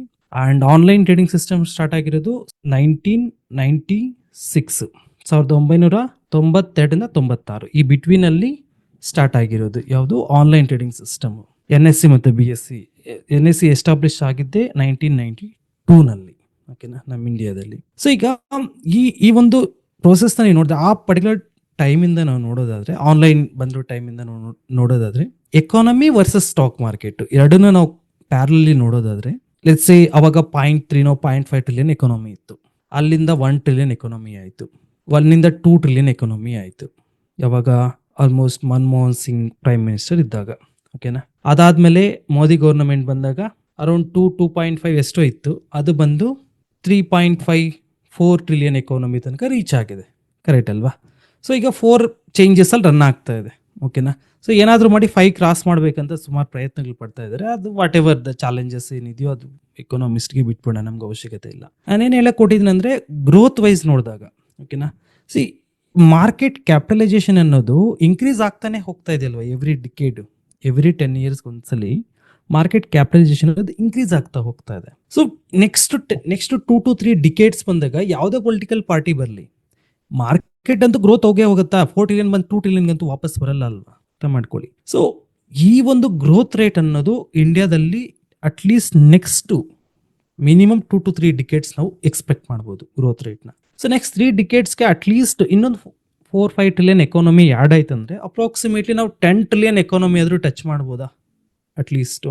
So 10 trillion economy touch ಆಯಿತು ಅಂತಂದರೆ, ಇವತ್ತು ನಾನು ಲಾಂಗ್ ಟರ್ಮ್ ಮಾಡಿರೋ ಸ್ಟಾಕು, ಲಾಂಗ್ ಟರ್ಮ್ ಇನ್ವೆಸ್ಟ್ಮೆಂಟ್ ಮಾಡಿರೋ ಸ್ಟಾಕು ಅಚ್ಚಿ 50 ರೂಪಾಯಿ ನಾನು ಬೈ ಮಾಡಿದ್ದೆ. ಆವಾಗ 250, 300, 500, 1000, 2000, 5000. ಸೊ ಈ ಥರ ಗ್ರೋತ್ ಅನ್ನೋದು ಡೈರೆಕ್ಟಾಗಿ ಇಂಪ್ಯಾಕ್ಟ್ ಆಗುತ್ತೆ ಎಲ್ಲಿ, ಸ್ಟಾಕ್ ಮಾರ್ಕೆಟಲ್ಲಿ. ಸೊ ಯಾವಾಗ ಎಕಾನಮಿ ಮಾರ್ಕೆಟ್ ಕ್ಯಾಪಿಟಲೈಸೇಷನ್ನು ಕಂಟ್ರಿ GDP ಇನ್ಕ್ರೀಸ್ ಆಗ್ತಾ ಹೋಗುತ್ತೋ, ಸ್ಟಾಕ್ ಮಾರ್ಕೆಟ್ ಕಾಂಟ್ರಿಬ್ಯೂಷನ್ನು ತುಂಬ ಇರುತ್ತೆ. ಸೊ ಅದರಿಂದ ನಮ್ಮ ಇಂಡಿಯನ್ ಮಾರ್ಕೆಟಲ್ಲಿ ಎಮರ್ಜಿಂಗ್ ಎಕಾನಮೀಸಲ್ಲಿ ನಾವು ಒಬ್ಬರಾಗಿರೋದ್ರಿಂದ, ಸೊ ನಮ್ಮ ಗ್ರೋತ್ ರೇಟು ಅಪ್ಕಮಿಂಗ್ ಇಯರ್ಸಲ್ಲಿ ಚೆನ್ನಾಗಿ ಬರೋ ಚಾನ್ಸಸ್ ತುಂಬಾ ಇದೆ. ನಾವು ಲಾಂಗ್ ಟರ್ಮ್ ಇನ್ವೆಸ್ಟ್ಮೆಂಟ್ನ ಟ್ರಸ್ಟ್ ಮಾಡಿ ಹೋಗ್ಬೋದು. ಬಟ್ ಒಂದೇ ಒಂದು ಸಜೆಷನ್ ಏನಂತಂದರೆ, ಯಾರೆಲ್ಲ ಲಾಂಗ್ ಟರ್ಮ್ ಇನ್ವೆಸ್ಟ್ಮೆಂಟ್ನ ಪ್ಲಾನ್ ಮಾಡ್ತಿದ್ರೆ ನಿಮ್ಗೆ ಒಂದೇ ಒಂದು ಸಜೆಷನ್ ಏನಂತಂದರೆ, ನೋಡಿ, ನೀವು 100 ರೂಪೀಸಲ್ಲಿ ಇನ್ವೆಸ್ಟ್ಮೆಂಟ್ ಮಾಡಿದ್ದೀರಾ ಅಂತ ತಿಳ್ಕೊಳ್ಳಿ.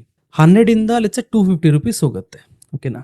ಅದಾದಮೇಲೆ ಮತ್ತೆ ಒಂದು 70 ರೂಪೀಸ್ ಬರುತ್ತೆ, ಮತ್ತೆ ಒಂದು 350 400 ಹೋಗುತ್ತೆ. ನಾನೇನು ಹೇಳಕ್ಕೆ ಕೊಟ್ಟಿದ್ದೀನಿ ಅಂತಂದರೆ, ಈ ಒಂದು ಈ ಅಪ್ಸ್ ಆ್ಯಂಡ್ ಡೌನ್ಸ್ ಇರುತ್ತಲ್ವಾ, ಇದಕ್ಕೆ ಅಟ್ರ್ಯಾಕ್ಟ್ ಆಗಬೇಡಿ.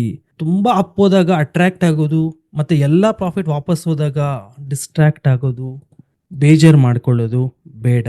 ಇದು ವೆಲ್ತ್ ಗೇಮ್. ಇದು ವೆಲ್ತ್ ಗೇಮಲ್ಲಿ ಟ್ರೇಡಿಂಗ್ ಮೈಂಡ್ಸೆಟ್ನ ಹಾಕಕ್ಕೆ ಹೋಗ್ಬೇಡಿ. ಅರ್ಥ ಆಗ್ತಿದೆಯಾ ನಿಮಗೆ? ನಿಮ್ಮ ಟ್ರೇಡಿಂಗ್ ಮೈಂಡ್ಸೆಟ್ನ ಟ್ರೇಡಿಂಗ್ಗೆ ಅಷ್ಟೇ ಬಳಸಿ. ವೆಲ್ತ್ ಮೈಂಡ್ಸೆಟ್ಟಲ್ಲಿ ಸ್ಟಾಕ್ ಮೇಲೆ ಎಕಾನಮಿ ಮೇಲೆ ಟ್ರಸ್ಟ್ ಮಾಡಿ 5 ವರ್ಷ ಬಿಟ್ಬಿಡಿ, 10 ವರ್ಷ ಬಿಟ್ಬಿಡಿ, ಓಕೆನಾ. ಹೋಗೋದು ಡೈಲಿ ಚೆಕ್ ಮಾಡೋದು, ಇವತ್ತೆಷ್ಟು ಬಂದೆ ನೋಡೋದು, ಇವೆಲ್ಲ ಮಾಡಬಾರ್ದು. ಒಂದು ಸಪ್ರೇಟ್ ಡಿಮ್ಯಾಟ್ ಅಕೌಂಟ್ ಇಟ್ಕೊಳ್ಳಿ, ಬಿಟ್ಬಿಡಿ ಅದನ್ನು ಅದ್ರ ಪಾಡಿಗೆ, ಓಕೆನಾ. ಓಪನೇ ಮಾಡಿಬಿಡಿ, ಆಪರ್ಚುನಿಟಿ ಇದ್ದಾಗ ಮಾತ್ರ ಓಪನ್ ಮಾಡಿ. ಏನು ಪ್ರಯೋಜನ ಡೈಲಿ ಹೋಗಿ ನೋಡೋದ್ರಿಂದ? ಅರ್ಥ ಆಗ್ತದೆ. ಸುಮ್ಮನೆ ನೀವು ಎಮೋಷನಲ್ ಆಗೋದು, ಎಮೋಷ್ನಲ್ ಇಂಬ್ಯಾಲೆನ್ಸ್ ಆಗೋದು, ಆ ಪ್ರಾಫಿಟ್ ಆ್ಯಂಡ್ ಲಾಸ್ಗೆ ಅಟ್ರ್ಯಾಕ್ಟ್ ಆಗೋದು, ಇವು ಮಾಡಬಾರ್ದು ಲಾಂಗ್ ಟರ್ಮಲ್ಲಿ. ಅರ್ಥ ಆಯ್ತಾ? ಟ್ರೇಡಿಂಗಲ್ಲಿ ಹೇಗಿದ್ರು ಡೈಲಿ ಮಾಡೇ ಮಾಡ್ತೀವಿ ಕೆಲಸನ, ಆದರೆ ಟ್ರೇಡಿಂಗ್ ಅಷ್ಟೇ ಸೀಮಿತ ಆಗಿರಲಿ. ಅರ್ಥ ಆಯ್ತಾ? ಲಾಂಗ್ ಟರ್ಮ್ನ ಸಪ್ರೇಟಾಗಿ ಇಟ್ಬಿಡಿ. ಈಗ ಸ್ಟ್ರಾಟಜಿಗೆ ಬರೋಣ, ಓಕೆನಾ. ಸೊ ಸ್ಟ್ರಾಟಜಿ ಬಂದಾಗ ಇಲ್ಲಿ ನೋಡಿ, ನಮಗೆ ನಾವು ಲಾಂಗ್ ಟರ್ಮ್ ಇನ್ವೆಸ್ಟ್ಮೆಂಟ್ನ ಸುಮಾರು ವೇಸಲ್ಲಿ ಸುಮಾರು ಜನ ಸ್ಟಡಿ ಮಾಡ್ತಾರೆ. ಸೊ ಕೆಲವರು ಆಲ್ ಟೈಮ್ ಹೈ ಬ್ರೇಕ್ಔಟ್ ಮೇಲೆ ಲಾಂಗ್ ಟರ್ಮ್ ಇನ್ವೆಸ್ಟ್ಮೆಂಟ್ ಮಾಡ್ತಾರೆ. ಕೆಲವರು ಫಂಡಮೆಂಟಲಿ ಸ್ಟ್ರಾಂಗ್ ಇರೋ ಸ್ಟಾಕ್ಸಲ್ಲಿ ಸಮ್ ಟೆಕ್ನಿಕಲ್ ಪ್ಯಾಟರ್ನ್ಸ್ ಬ್ರೇಕ್ಔಟ್ ಕೊಟ್ಟಾಗ ಲಾಂಗ್ ಟರ್ಮ್ ಇನ್ವೆಸ್ಟ್ಮೆಂಟ್ ಮಾಡ್ತಾರೆ. ಇನ್ನು ಕೆಲವರು ಆವ್ರೇಜ್ ಮಾಡ್ಕೊಂಡು ಲಾಂಗ್ ಟರ್ಮ್ ಇನ್ವೆಸ್ಟ್ಮೆಂಟ್ ಮಾಡ್ತಾರೆ. ಇನ್ನು ಕೆಲವರು ಬ್ಲೂ ಚಿಪ್ ಸ್ಟಾಕ್ಸ್ ಯಾವುದೇ ಇರಲಿ, Reliance, Bajaj finance, Axis bank, Hindustan Unilever, Infosys, ಯಾವುದೇ ಲಾಂಗ್ ಟರ್ಮ್ ಇದು ಬ್ಲೂ ಚಿಪ್ ಸ್ಟಾಕ್ಸಲ್ಲಿ ಕಡಿಮೆ ಬಂತಾ ಬೈ ಮಾಡೋದು ಒಂದು 5 ಲಕ್ಷ, ಮತ್ತೆ ಒಂದು 10-15% ಸಿಗ್ತಾ ಯಾವುದೇ ಒಂದು ಸ್ಟಾಕು ಬ್ಲೂ ಚಿಪ್ ಸ್ಟಾಕ್ಸು ಹಾಕೋದು ಅಮೌಂಟು. ಸೊ ಈ ಥರ ಒಬ್ಬೊಬ್ರದ್ದು ಒಂದೊಂದು ಥರ ಸಿಸ್ಟಮ್ ಇರುತ್ತೆ ಲಾಂಗ್ ಟರ್ಮಲ್ಲಿ, ಓಕೆನಾ. ಬಟ್ ನಾವು ಸ್ಪೆಷಲ್ಲು ಅಂತ ಹೇಳ್ತೀನಿ ನೋಡಿ. ನಮ್ಮ ಲಾಂಗ್ ಟರ್ಮ್ ಇನ್ವೆಸ್ಟ್ಮೆಂಟ್ ಸ್ಟ್ರಾಟಜಿ ಬಂದು highly powerful and highly accurate. Reason ಯಾಕೆ ಅಂತಂದರೆ ನೋಡಿ, ಯಾವುದಾದ್ರೂ ಒಂದು ಸ್ಟಾಕ್ಗೆ ನಾವು 2 ಝೋನ್ಸ್ನ ಇಟ್ಕೊಂಡಿರ್ತೇವೆ. ಟೋಟಲ್ 4 ಝೋನ್ ಇರುತ್ತೆ. ಒಂದು ಪ್ರೀಮಿಯಂ ಝೋನು, ಇನ್ನೊಂದು ಬಂದು ಡಿಸ್ಕೌಂಟ್ ಝೋನು, ಇನ್ನೊಂದು ಬಂದು ಹೈ ಪ್ರೀಮಿಯಂ ಝೋನ್ ಇದು ಅಥವಾ ಎಕ್ಸ್ಟ್ರೀಮ್ ಪ್ರೀಮಿಯಂ ಝೋನ್ ಇದು. ಅಂದರೆ ಆಲ್ಮೋಸ್ಟ್ ಆಲ್ ಟೈಮ್ ಹೈಯಲ್ಲಿ ಇನ್ವೆಸ್ಟ್ಮೆಂಟ್ ಮಾಡೋದು ಲಾಂಗ್ ಟರ್ಮ್ ಇನ್ವೆಸ್ಟ್ಮೆಂಟು, ಅದು ಹೈ ಪ್ರೀಮಿಯಂ ಝೋನ್ ಅಥವಾ ಎಕ್ಸ್ಟ್ರೀಮ್ ಪ್ರೀಮಿಯಂ ಝೋನ್. ಇನ್ನೊಂದು ಬಂದು ಎಕ್ಸ್ಟ್ರೀಮ್ ಡಿಸ್ಕೌಂಟ್ ಝೋನು, ಓಕೆನಾ. ಅಂದರೆ almost stock all time low ಅಥವಾ ಹೈಲಿ ಡಿಸ್ಕೌಂಟೆಡ್ ವ್ಯಾಲ್ಯೂನಲ್ಲಿ ಆಲ್ ಟೈಮ್ ಹೈಯಿಂದ ಸ್ಟಾಕ್ ಆಲ್ ಟೈಮ್ ಹೈಯಿಂದ 40%, 50%, 60% ಡಿಸ್ಕೌಂಟಲ್ಲಿ ಬೈ ಮಾಡೋದು, ಓಕೆನಾ. ಅದು ಎಕ್ಸ್ಟ್ರೀಮ್ಲಿ ಡಿಸ್ಕೌಂಟ್ ಝೋನು. ಸೊ ನಾವು ಹೈ ಪ್ರೀಮಿಯಂ ಝೋನಲ್ಲಿ ಎಂಟರ್ ಆಗಲ್ಲ, ಪ್ರೀಮಿಯಂ ಝೋನಲ್ಲಿ ಎಂಟರ್ ಆಗಲ್ಲ, ಡಿಸ್ಕೌಂಟ್ ಝೋನಲ್ಲಿ ಎಂಟರ್ ಆಗಲ್ಲ, ಎಕ್ಸ್ಟ್ರೀಮ್ ಡಿಸ್ಕೌಂಟ್ ಝೋನಲ್ಲಿ ಎಂಟರ್ ಆಗ್ತೀವಿ. ಅರ್ಥ ಆಗ್ತಿದೆಯಾ? ಸೊ ಈ ಒಂದು ರೀಸನ್ನಿಂದ ನಮ್ಮ ಒಂದು ಸ್ಟ್ರಾಟಜಿ ಬಂದು ಹೈಲಿ ಪವರ್ಫುಲ್ ಆಗಿರುತ್ತೆ. ಈವನ್ ಎಷ್ಟೊಂದು ಸ್ಟಾಕ್ಸ್ ಫಂಡಮೆಂಟಲಿ ವೀಕ್ ಇರುತ್ತೆ, ಮಾರ್ಕೆಟಲ್ಲಿ ಸಮ್ ನೆಗೆಟಿವ್ ನ್ಯೂಸ್ ಅಥವಾ ಕಂಪನಿ ಪರ್ಫಾರ್ಮೆನ್ಸ್ ಚೆನ್ನಾಗಿರಲ್ಲ. ಸೊ ಆ ಟೈಮಲ್ಲಿ ಸ್ಟಾಕ್ಸ್ ಸಿಕ್ಕಾಪಟ್ಟೆ ಕರೆಕ್ಷನ್ ಹೋಗುತ್ತೆ, ಡೀಪ್ ಡೌನ್ ಟ್ರೆಂಡ್ ಕ್ರಿಯೇಟ್ ಆಗುತ್ತೆ. ಅಂಥ ಸ್ಟಾಕ್ಸಲ್ಲೂ ನಮಗೆ ನಮ್ಮ ಒಂದು ಕಾನ್ಸೆಪ್ಟಲ್ಲಿ ಎಕ್ಸ್ಟ್ರೀಮ್ ಡಿಸ್ಕೌಂಟಲ್ಲಿ ನಾವು ಎಂಟ್ರಿ ಆಗೋದ್ರಿಂದ ಆ ಸ್ಟಾಕಲ್ಲೂ ನಮಗೆ ಪ್ರಾಫಿಟ್ ಸಿಗುತ್ತೆ. For example R Power, Cafe Coffee Day, PC Jeweller. ಅರ್ಥ ಆಗ್ತಿದೆ ನಿಮಗೆ? ಇವೆಲ್ಲ fundamentally very bad stocks right ನಾವು. ಅಂದರೆ ಇವೆಲ್ಲ PC ಜ್ಯುವೆಲರ್ ನೀರವ್ ಮೋಡಿ ಹೋಗ್ಬಿಟ್ಟ, ಕೆಫೆ ಕಾಫಿ ಡೇ ಸಿದ್ಧಾರ್ಥ್ ಅವರು ಪಾಪ ಸೂಸೈಡ್ ಮಾಡಿಕೊಂಡ್ರು, ಅವತ್ತಿಂದ ಆ ಕಂಪ್ನಿ ಪರ್ಫಾರ್ಮೆನ್ಸ್ ಅನ್ನೋದು ಬಿದ್ದೋಯ್ತು. ಸೊ ಈ ಥರ ನೋಡಿದಾಗ ಈ ಕಂಪ್ನೀಸ್ ಬೆಂಗೆ ಇನ್ವೆಸ್ಟರ್ಗೆ ನಾವು ಕಂಪ್ನಿ ಗ್ರೋತ್ ತಾನೇ ನೋಡ್ತೀವಿ. ಸೊ ಫಂಡಮೆಂಟಲಿ ವೀಕ್ ಆಗಿ ಹೋಗ್ತವೆ, ಆ ಥರ ಸಿನಾರಿಯೋ ಕ್ರಿಯೇಟ್ ಆಗಿದೆ.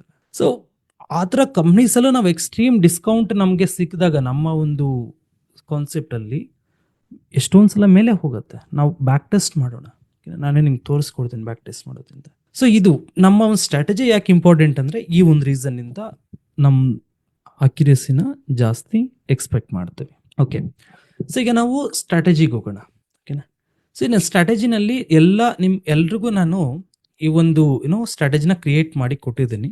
ಲಾಂಗ್ ಟರ್ಮ್ ಇನ್ವೆಸ್ಟ್ಮೆಂಟ್ ಸ್ಕ್ಯಾನರ್ ಅಂತ ಪ್ರತಿಯೊಬ್ಬರ ಅಕೌಂಟಲ್ಲೂ ನಾನು ಇದನ್ನ ಕ್ರಿಯೇಟ್ ಮಾಡಿ ಕೊಟ್ಟಿದ್ದೀನಿ. ಈಗ ನೋಡಿ, ಕಂಡೀಷನ್ಸ್ 3, ಆದರೆ 3 ತುಂಬ ಪವರ್ಫುಲ್ ಕಂಡೀಷನ್ಸ್ ಇವು. ಆ್ಯಂಡ್ ಇದರ ಒಂದು ರಿಸಲ್ಟ್ನ ನೀವು ನೋಡ್ಬೇಕಂದ್ರೆ ಇಲ್ಲಿ ನಾನು ನಿಮಗೆ ಒಂದು ಹೇಳಬೇಕು ನೋಡಿ. ಮಾರ್ಕೆಟಲ್ಲಿ ನಮ್ಮ ಹತ್ರ ದುಡ್ಡಿದೆ ಅಂದರೆ ಇನ್ವೆಸ್ಟ್ಮೆಂಟ್ ಆಪರ್ಚುನಿಟಿ ಬರಲ್ಲ, ನೆನಪು ಇಟ್ಕೊಳ್ಳಿ. ಒಬ್ಬ ಸಕ್ಸಸ್ಫುಲ್ ಇನ್ವೆಸ್ಟರ್ ಬಂದು ಆಪರ್ಚುನಿಟಿಗೋಸ್ಕರ ವೆಯ್ಟ್ ಮಾಡ್ತಾನೆ ವರ್ಷಗಳಗಟ್ಲೆ ಫ್ರೀ ಕ್ಯಾಶ್ ಇಟ್ಕೊಂಡು. ಒಂದು ಸರಿ ಕ್ಯಾಪಿಟಲ್ನ ಲಾಕ್ ಮಾಡಿದ್ರೆ ಮುಗೀತು, ಮತ್ತೆ 3-4 ವರ್ಷ ಜಸ್ಟ್ ಎಂಜಾಯ್ ಮಾಡೋದಷ್ಟೇ, ಗ್ರೋತ್ನ ಎಂಜಾಯ್ ಮಾಡೋದಷ್ಟೇ. ಕಾಯ್ಬೇಕು ನಾವು ಆ ಒಂದು ಸ್ಟಾಕ್ ರೈಟ್ ಲೊಕೇಶನ್ಗೋಸ್ಕರ ಕಾಯ್ಬೇಕು ನಾವು. ಒನ್ಸ್ ಕಾದು ನಾವು ಲಾಕ್ ಮಾಡಿಬಿಟ್ರೆ ಮತ್ತೆ 3-5 ವರ್ಷ ಮುಟ್ಟೋದೇ ಇಲ್ಲ ಆ ಸ್ಟಾಕ್ನ, ಜಸ್ಟ್ ನೋಡ್ತಾ ಇರೋದಷ್ಟೇ. ಸೊ ಇದು ನಾವು ಮಾಡುವಂತಹ ಒಂದು ಕೆಲಸ. ಮತ್ತು ಮಾರ್ಕೆಟು, ನೀವು ಡಾವ್ ಥಿಯರಿ ಕೇಳಿರ್ತೀರಲ್ವಾ, ಡಾವ್ ಥಿಯರಿನಲ್ಲಿ ನಿಮಗೆ ಒಂದು ಕಾನ್ಸೆಪ್ಟ್ ಇದೆ, ಏನು ಗೊತ್ತಾ? Primary, secondary and minor trends ಅಂತ. ನಾನು ಸಿಂಪಲ್ ಆಗಿ ಹೇಳ್ಬಿಡ್ತೀನಿ, ಪ್ರೈಮರಿ, ಸೆಕೆಂಡರಿ ಮತ್ತು ಮೈನರ್ ಟ್ರೆಂಡ್ ಏನಂತ ಕರೀತಾರೆ ಅಂತ. ಓಕೆ, ನೋಡಿ, ಪ್ರೈಮರಿ ಟ್ರೆಂಡ್ ಅಂದರೆ ಏನು? ಪ್ರೈಮರಿ ಟ್ರೆಂಡ್ ನಿಮಗೆ ಯಾವತ್ತು ಇಲ್ಲಿ ನೋಡಿ ಹಿಂಗಿರುತ್ತೆ, ಎಲಿಯಟ್ ವೇವ್ಸ್ ಅದನ್ನೇ ಹೇಳುತ್ತೆ, ಇದು ಪ್ರೈಮರಿ ಟ್ರೆಂಡು, ಓಕೆನಾ, ಇದು ಪ್ರೈಮರಿ ಟ್ರೆಂಡು. ಸೆಕೆಂಡರಿ ಟ್ರೆಂಡ್ ಬಂದು ಹಿಂಗಿರುತ್ತೆ, ಇದನ್ನು ನಾನು ಇನ್ನೂ ಬೆಟರಾಗಿ ಡ್ರಾ ಮಾಡೋದಾದರೆ ಒಂಚೂರು ಇದು ಪ್ರೈಮರಿ ಟ್ರೆಂಡು. ಮತ್ತು ಸೆಕೆಂಡರಿ ಟ್ರೆಂಡ್ ಬಂದು ನಿಮಗೆ ಈ ಥರ ಇರುತ್ತೆ, ಇದು ಸೆಕೆಂಡರಿ ಟ್ರೆಂಡು, ಓಕೆನಾ. ಮೈನರ್ ಟ್ರೆಂಡ್ ಬಂದು ನಿಮಗೆ ಈ ಥರ ಇರುತ್ತೆ, ಈ ಥರ, ಇದು ಮೈನರ್ ಟ್ರೆಂಡ್ಸ್ ಇವು, ಓಕೆನಾ. ಈಗ ನೋಡಿ, ನಮಗೆ ಪ್ರೈಮರಿ ಟ್ರೆಂಡು ಬಂದು ಇನ್ಸ್ಟಿಟ್ಯೂಷನ್ಸ್ ಎಂಟ್ರಿ ಆಗೋ ಝೋನ್ ಅಂತ ಕರಿತೀವಿ ನಾವು. ಅಂದರೆ ಇದು ಡಿಸ್ಕೌಂಟ್ ಝೋನ್, ಇದು ಪ್ರೈಮರಿ ಟ್ರೆಂಡ್ ಬಂದು ಡಿಸ್ಕೌಂಟ್ ಝೋನ್ ಇದು ಕಂಪ್ಲೀಟ್ಲಿ, ಓಕೆನಾ. ಸೆಕೆಂಡ್ರಿ ಟ್ರೆಂಡ್ ಏನು ನೋಡ್ತಿದ್ರಲ್ವಾ, ಈ ಸೆಕೆಂಡ್ರಿ ಟ್ರೆಂಡ್ ಬಂದು ಇದು ಬಂದು ಮೇ ಬಿ ಲೆಟ್ಸೆ ಒಂದು 3 years ಇರುತ್ತೆ, ಓಕೆನಾ, ಇಲ್ಲ ಒಂದು 2 years ಇರುತ್ತೆ ಸೆಕೆಂಡ್ರಿ ಟ್ರೆಂಡು. ಇದು ಬಂದು ಗ್ರೋತ್ ಝೋನು, ಆ ಕಂಪ್ಲೀಟ್ ಏನು ಮಾರ್ಕೆಟಲ್ಲಿ ನಾವು ಗ್ರೋತ್ನ ಎಕ್ಸ್ಪೆಕ್ಟ್ ಮಾಡ್ತೀವಿ ಆ ಗ್ರೋತ್ ಝೋನ್ ಇದು. ಆ್ಯಂಡ್ ಇದು ಬಂದು ಮೈನರ್ ಟ್ರೆಂಡ್ಸ್ ಏನಿರ್ತಾರೆ, ಇದು ಬಂದು ಇಲ್ಲಿ ಪ್ರೈಮರಿ ಎಕ್ಸಿಟು, ಪ್ರೈಮರಿನಲ್ಲಿ ಎಂಟ್ರಿ ಆಗಿರೋರು ಎಕ್ಸಿಟು, ಇದನ್ನ ನೋಡಿ ಅಟ್ರಾಕ್ಟ್ ಆಗಿರೋರು ಇಲ್ಲಿ ಎಂಟ್ರಿ. ಅರ್ಥ ಆಗ್ತಿದೆಯಾ? ಇನ್ನೂ ಸಿಂಪಲ್ ಆಗಿ ಹೇಳ್ಬೇಕು ಅಂತಂದರೆ, ಸ್ಮಾರ್ಟ್ ಮನಿ ಎಕ್ಸಿಟ್ ಆಗ್ತಾರೆ, ಇಲ್ಲಿ ಸ್ಮಾರ್ಟ್ ಮನಿ ಎಕ್ಸಿಟ್ ಆಗ್ತಾರೆ, ಪಬ್ಲಿಕ್ ಎಂಟ್ರಿ ಆಗ್ತಾರೆ. ಅದು ಬಂದು ಮೈನರ್ ಟ್ರೆಂಡ್ಸಲ್ಲಿ ನಡೆಯುವಂತಹ ಅಟ್ರಾಕ್ಷನ್ ಅದು, ಓಕೆನಾ. ನೀವೇ ಹೇಳಿ, ನಿಮ್ಮಲ್ಲಿ ಅಟ್ಲೀಸ್ಟು 1-2-3 ಈ ಕೆಲಸ ಮಾಡಿರ್ತೀರ. ಏನಂತಂದರೆ, ಯಾವುದಾದ್ರೂ ಒಂದು ಸ್ಟಾಕು ಮಾರ್ಕೆಟಲ್ಲಿ ಕಂಪ್ಲೀಟ್ಲಿ ಬುಲ್ಲಿಶ್ ಗ್ರೀನ್ ಹೋಗ್ತಾ ಇದ್ದಾಗ ಅಟ್ರಾಕ್ಟ್ ಆಗಿ ಎಲ್ಲೊಂದು ಟಾಪಲ್ಲಿ ಇನ್ವೆಸ್ಟ್ಮೆಂಟ್ ಮಾಡಿಬಿಟ್ಟಿರ್ತೀರ, ಅದು ಪೊಸಿಷನ್ ಲಾಕ್ ಆಗಿಬಿಟ್ಟು ಸುಮಾರು ತಿಂಗಳು ಅಥವಾ ಸುಮಾರು ವರ್ಷಗಳ ಕಾಲ ಪೊಸಿಷನ್ ಲಾಕ್ ಆಗೋಗಿರುತ್ತೆ. ನಿಜನಾ ಸುಳ್ಳ? ನೀವು ಯಾರಾದರೂ ಫೇಸ್ ಮಾಡಿದ್ರೆ ಈ ಒಂದು ಇದನ್ನ? ನಾನ್ ಮಾಡಿದೀನಿ ಸರ್, ಒಂದು ಗ್ಯಾಲಕ್ಟಿಸ್ ಕಾರ್ಪೊರೇಟ್ ಲಿಮಿಟೆಡ್ ಅಂತ ಹ್ಮ್ ಹ್ಮ್ 76 rupees ತಗೊಂಡೆ ಸರ್, ಇವು 2 rupees ಆಗೈತೆ. ಅದೇ ನಾನು ನಾನೊಂದ್ ಹಾಕಿದ್ನಲ್ಲ ಸರ್, ನಿಮ್ಗೆ ಹೇಳಿದ್ನಲ್ಲ, JSW. ಹೌದು ಹೌದು 76,000 ಹಾಕಿದ್ದೆ ಸರ್, ಈಗ ನಾನು 90% ಹೋಗಿದೆ. ಅಗ್ರಿ 8 ಅದೇ. ಲಕ್ಷ JSW ಇನ್ಫ್ರಾನೆಲ್ಲ ಹಾಕಿದ್ದೆ ಸರ್. ಸೇಮ್ ಸೆನಾರಿಯೋ. ಅಗ್ರಿ. ಹ್ಮ್ ಸೊ ಅದೇ ನಾನು ಹೇಳ್ತಾ ಇರೋದು, ಈಗ ನಾವು ಯಾವಾಗ ಮೈನರ್ ಟ್ರೆಂಡ್ಸ್ ನಮ್ಗೆ ಗೊತ್ತಿರಲ್ಲ, ಪ್ರೀಮಿಯಂ ಝೋನ್ ಗೊತ್ತಿರಲ್ಲ, ಹೈಲಿ ಪ್ರೀಮಿಯಂ ಝೋನ್ ಗೊತ್ತಿರಲ್ಲ, ಸೊ ಯಾವಾಗ ನಮಗೆ ಈ ನಾಲೆಜ್ನ ಕೊರತೆ ಇರುತ್ತೋ, ಆ ಸ್ಟಾಕ್ ಗ್ರೀನ್ ಹೈಯರ್ ಹೈ ಅದು ನಾನ್ ಸ್ಟಾಪ್ ಅಪ್ ಹೋಗ್ತಾ ಇರೋದು ಅಟ್ರಾಕ್ಟ್ ಆಗ್ತೀವಿ. ಅಟ್ರಾಕ್ಟ್ ಆಗೋದೊಂದು ಪಕ್ಕಕ್ಕೆ ಇಟ್ಟರೆ, ಒಂದು ಸರಿ ಪೊಸಿಷನ್ ಲಾಕ್ ಆಯ್ತಾ, ವಿ ಆರ್ ಡನ್. ಅದಕ್ಕೆ ನಾನು ಹೇಳೋದು, ಎಂಟ್ರಿ ಪ್ರೈಸು ಎಷ್ಟು ಇಂಪಾರ್ಟೆಂಟ್ ಗೊತ್ತಾ? ಒಂದು ಸರಿ ನಾವು ಲಾಕ್ ಆಯ್ತಂದ್ರೆ ಮತ್ತೆ ಎಕ್ಸಿಟ್ ಅನ್ನೋ ಪ್ರಶ್ನೆನೇ ಬರಲ್ಲ, ನೋಡ್ತಾ ಕೂತ್ಕೊಂಡಿದ್ದು ಹೋಗ್ತೀವಿ ಲಾಂಗ್ ಟರ್ಮಲ್ಲಿ. ಓಕೆನಾ? ಸೊ ಅದರಿಂದ ಎಂಟ್ರಿ ಪ್ರೈಸು ತುಂಬ ತುಂಬ ಇಂಪಾರ್ಟೆಂಟ್ ಆಗಿರುತ್ತೆ. ಇವಾಗ ಇನ್ನು ಸಿಂಪಲ್ಲಾಗಿ ನಾವು ಇದನ್ನ ಅರ್ಥ ಮಾಡ್ಕೊಳ್ಳೋದಾದರೆ, ಮಾರ್ಕೆಟ್ ಆಲ್ವೇಸ್ ಸೈಕಲ್ಸಲ್ಲಿ ರನ್ ಆಗುತ್ತೆ. ಬುಲ್ ಸೈಕಲ್ಲು ಮತ್ತು ಬೇರ್ ಸೈಕಲ್. ಇದು ಬುಲ್ ಸೈಕಲ್ ಆದರೆ ಲೆಟ್ಸ್ ಇದು ಬೇರ್ ಸೈಕಲ್ ಇರುತ್ತೆ. ಓಕೆನಾ? ಸೊ ಬುಲ್ ಸೈಕಲಲ್ಲಿ ನಾವು ರಿಟರ್ನ್ಸ್ನ ಎಂಜಾಯ್ ಮಾಡಬೇಕು. ಅಲ್ಲಿ ಆಪರ್ಚುನಿಟಿ ಇರಲ್ಲ ಇನ್ವೆಸ್ಟ್ಮೆಂಟ್ ಮಾಡೋಕ್ಕೆ, ಇನ್ವೆಸ್ಟ್ಮೆಂಟ್ ಆಲ್ರೆಡಿ ಮಾಡಿಬಿಟ್ಟಿರ್ತೀವಿ. ಸೊ ಬುಲ್ ಸೈಕಲಲ್ಲಿ ಟ್ರೆಂಡ್ನ ಎಂಜಾಯ್ ಮಾಡಬೇಕು, ಬೇರ್ ಸೈಕಲಲ್ಲಿ ಪೋರ್ಟ್ಫೋಲಿಯೋನ ಬಿಲ್ಡ್ ಮಾಡ್ಕೋಬೇಕು. ವಾರೆನ್ ಬಫೆಟ್ ಅವರು ಒಂದು ಮಾತು ಹೇಳಿದ್ದಾರೆ, ಏನು ಹೇಳಿ? Be greedy when others are fearful, be fearful when others are greedy. So ಸುಮಾರು ಜನ ಯಾವಾಗ ಭಯ ಪಡ್ತಾರೆ, ಮಾರ್ಕೆಟ್ ಕ್ರಾಶ್ ಆಗ್ತಾ ಇದೆ, ಮಾರ್ಕೆಟ್ ಬಿದ್ದೋಗ್ತಾ ಇದೆ ಅಂದ್ರೆ ಬೇರೆಯವ್ರು ಭಯ ಪಡ್ತಾರಲ್ವಾ, ಅವಾಗ ಆಸೆ ಪಡಿ, ಅವಾಗ ಇನ್ವೆಸ್ಟ್ಮೆಂಟ್ ಮಾಡಿ ಅಂತ ಹೇಳ್ತಾ ಇರೋದು ವಾರೆನ್ ಬಫೆಟ್. ಎಲ್ಲರೂ ಎಲ್ಲರೂ ದುರಾಸೆ ಬಿದ್ದು ಬೈ ಮಾಡ್ತಾ ಇದ್ದಾರೆ, ಇನ್ನೂ ಬರ್ಬೇಕು, ಮಾರ್ಕೆಟ್ ಇನ್ನೂ ಮೇಲೆ ಹೋಗುತ್ತೆ ಅಂತ ಹೇಳ್ಬಿಟ್ಟು. ಈ ಟಿವಿನಲ್ಲಿ ಎಲ್ಲ ಅನಲಿಸ್ಟ್ ಬಂದು ಅದನ್ನೇ ಹೇಳ್ತಾ ಇರ್ತಾರೆ, ಬೈ ಅಂತ ಹೇಳ್ಬಿಟ್ಟು. ಅವಾಗ ಭಯ ಪಡಿ, ಅದೇನೋ ಸಮಥಿಂಗ್ ರಾಂಗ್ ಆಗ್ತಿದೆ ಅಂತ ಹೇಳ್ತಾರೆ. ಈ ಒಂದು ಪಾಯಿಂಟ್ ಅರ್ಥ ಮಾಡ್ಕೊಂಡ್ರೆ ಸಾಕು, ಏನೇನೋ ಕಲಿಬೇಕಾಗಿರೋ ಅವಶ್ಯಕತೆ ಇಲ್ಲ. ಸೊ ಈಗ ಈ ಒಂದು ನೀವು ಲಾಜಿಕ್ನ ಇಲ್ಲಿ ಅಬ್ಸರ್ವ್ ಮಾಡೋದಾದ್ರೆ, ಈ ಒಂದು ಪ್ರೋಸೆಸ್ನ ನೀವು ಇಲ್ಲಿ ಅಬ್ಸರ್ವ್ ಮಾಡೋದಾದ್ರೆ ನೋಡಿ, ಫಸ್ಟ್ ನಮಗೆ 2013 ಇಲ್ಲಿ 15 ವರ್ಷ ಡಾಟಾ ಇದೆ. ಇಲ್ಲಿ ನೋಡಿ ನಿಮಗೆ 15 years ಡಾಟಾ ಇದೆ, ಕರೆಕ್ಟ್ ಅಲ್ವಾ? 15 ವರ್ಷ ಡಾಟಾ. ಈಗ ಇಲ್ಲಿ ನೋಡಿ 2013 ನೀವು ಈ ಗ್ರಾಫ್ನ ನೋಡಿ, ಬಾರ್ ಚಾರ್ಟ್ನ ನೋಡಿ. 2013 ಆಪರ್ಚುನಿಟಿ ಇದೆ ಇನ್ವೆಸ್ಟ್ಮೆಂಟ್ ಮಾಡೋಕ್ಕೆ. ಅದಾದ್ಮೇಲೆ 14, 15, 16, 17, 18 ಎಷ್ಟು ವರ್ಷ ಆಯ್ತು? 1, 2, 3, 4, 5 ವರ್ಷ ಎಂಜಾಯ್ ಮಾಡಿ. 5 ವರ್ಷ ನೋ ಆಪರ್ಚುನಿಟಿ ಅಥವಾ ನಾಟ್ ಮಚ್ ಆಪರ್ಚುನಿಟೀಸ್, ಜಸ್ಟ್ ಗ್ರೋತ್ನ ಎಂಜಾಯ್ ಮಾಡಿ. 2019, 2020 2 ವರ್ಷ, 2018 ಮಿಡ್ಡಿಂದ 2 ವರ್ಷ ಪೋರ್ಟ್ಫೋಲಿಯೋನ ಬಿಲ್ಡ್ ಮಾಡಿ. 2 years ಪೋರ್ಟ್ಫೋಲಿಯೋನ ಬಿಲ್ಡ್ ಮಾಡಿ. 2021, 22, 23, 24 ಆಲ್ಮೋಸ್ಟ್ 24 ಎಂಡು ಎಷ್ಟು ವರ್ಷ? 1, 2, 3, 4 ವರ್ಷ ಎಂಜಾಯ್ ಮಾಡಿ ಗ್ರೋತ್ನ. ಅರ್ಥ ಆಗ್ತಿದೆಯಾ ನಾನು ಹೇಳ್ತಾ ಇರೋದು ನಿಮಗೆ? ಇಲ್ಲಿ 5 ವರ್ಷ ಗ್ರೋತು, ಇಲ್ಲಿ 4 ವರ್ಷ ಗ್ರೋತು. ಅದಾದ್ಮೇಲೆ 2025 ಮತ್ತೆ ಈಗ ಸ್ಟಾರ್ಟ್ ಆಗ್ತಾ ಇದೆ. 2025, 26, 27 ಪೋರ್ಟ್ಫೋಲಿಯೋನ ಬಿಲ್ಡ್ ಮಾಡಿ. ಮತ್ತೆ 4-5 ವರ್ಷ ಗ್ರೋತ್ನ ಎಂಜಾಯ್ ಮಾಡಿ. ಇದು ಮಾರ್ಕೆಟಲ್ಲಿ ಬರೋ ಸೈಕಲ್ಸ್. ಇದು ಈ ಒಂದು ಸೈಕಲ್ಸ್ನ ನಾವು ಅರ್ಥ ಮಾಡ್ಕೊಂಡಾಗ ಯಾವಾಗ ನಾನು ಇನ್ವೆಸ್ಟ್ಮೆಂಟ್ ಮಾಡಬೇಕು, ಯಾವಾಗ ನಾನು ಸುಮ್ಮನೆ ಇರಬೇಕು ಅನ್ನೋದು ಕ್ಲಾರಿಟಿ ಬರುತ್ತೆ. ಅರ್ಥ ಆಗ್ತಿದೆಯಾ? ಎವ್ರಿ 3 to 5 years ಒಂದು ಸೈಕಲ್, ಎವ್ರಿ 5 to 6 years ಒಂದು ಸೈಕಲ್ ಬರುತ್ತೆ. 1992 ಅಲ್ವಾ ಹರ್ಷದ್ ಮೆಹ್ತಾ ಸ್ಕ್ಯಾಮ್ ಆಗಿದ್ದು? 1992 ಹರ್ಷದ್ ಮೆಹ್ತಾ ಸ್ಕ್ಯಾಮ್ ಆಯಿತು. ಅಲ್ಲಿಂದ ಮೇ ಬಿ 2000 IT ಬಬಲ್ ಆಯಿತು. 2001, 2, 3 2008 ಲೆಮನ್ ಬ್ರದರ್ಸ್ ಕೊಲ್ಯಾಪ್ಸ್ ಆಯಿತು. ಮತ್ತೆ 2016 ಸಮ್ ಕರೆಕ್ಷನ್ಸ್ ಬಂದಿತ್ತು. 2018 ಕರೆಕ್ಷನ್ಸ್ ಶುರುವಾಯಿತು, 18 ಎಂಡಿಂಗಿಂದ ಅಗೇನ್ ಕೋವಿಡ್ ರಿಲೇಟೆಡ್. ಮತ್ತೆ ಈಗ ಏನೋ ಬರ್ತಾ ಇದೆ, like may be war zone, state of arms closing, ಇಲ್ಲ ಎಕಾನಮಿ ಸ್ವಲ್ಪ ಡಲ್ ಆಗೋದು, ಸಮ್ ಇನ್ಫ್ಲೇಷನ್ ಜಾಸ್ತಿ ಆಗೋದು, ಏನೇನೋ ನಡೀತಾ ಇದೆ. ನಮಗೆ ಅರ್ಥ ಆಗದಿರೋ ಎಷ್ಟೊಂದು ವಿಷಯಗಳಿರುತ್ತೆ. ಓಕೆನಾ? ಅವು ಯಾವಾಗ ಬಂದು ಡೈರೆಕ್ಟಾಗಿ ಇಂಪ್ಯಾಕ್ಟ್ ಆಗುತ್ತೋ ನಮ್ಗೆ ಗೊತ್ತಿರಲ್ಲ. ಅರ್ಥ ಆಯ್ತಾ? ಬಟ್ ಸೈಕಲ್ ಅನ್ನೋದು ಬಂದೇ ಬರುತ್ತೆ. ಓಕೆನಾ? ಇವಾಗ ಏನು ಹೇಳ್ತೀನಿ ಅಂದರೆ, ಒಂದು ಬುಲ್ ಸೈಕಲ್ ಕಂಪ್ಲೀಟ್ ಆಗಿದೆ ಇವಾಗ. 21, 22, 23, 24 ಒಂದು ಬುಲ್ ಸೈಕಲ್ ಕಂಪ್ಲೀಟ್ ಆಗಿದೆ, ಕರೆಕ್ಟ್ ಅಲ್ವಾ? ಒಂದು ಬುಲ್ ಸೈಕಲ್ ಕಂಪ್ಲೀಟ್ ಆದ್ಮೇಲೆ ಒಂದು ಬೇರೆ ಸೈಕಲ್ ಬರಲೇಬೇಕು. ಇದು ನೇಚರ್ ಆಫ್ ದ ಮಾರ್ಕೆಟ್. ಇದು ಯಾರನ್ನೇ ಬ್ಲೇಮ್ ಮಾಡಿ, ಓಕೆನಾ?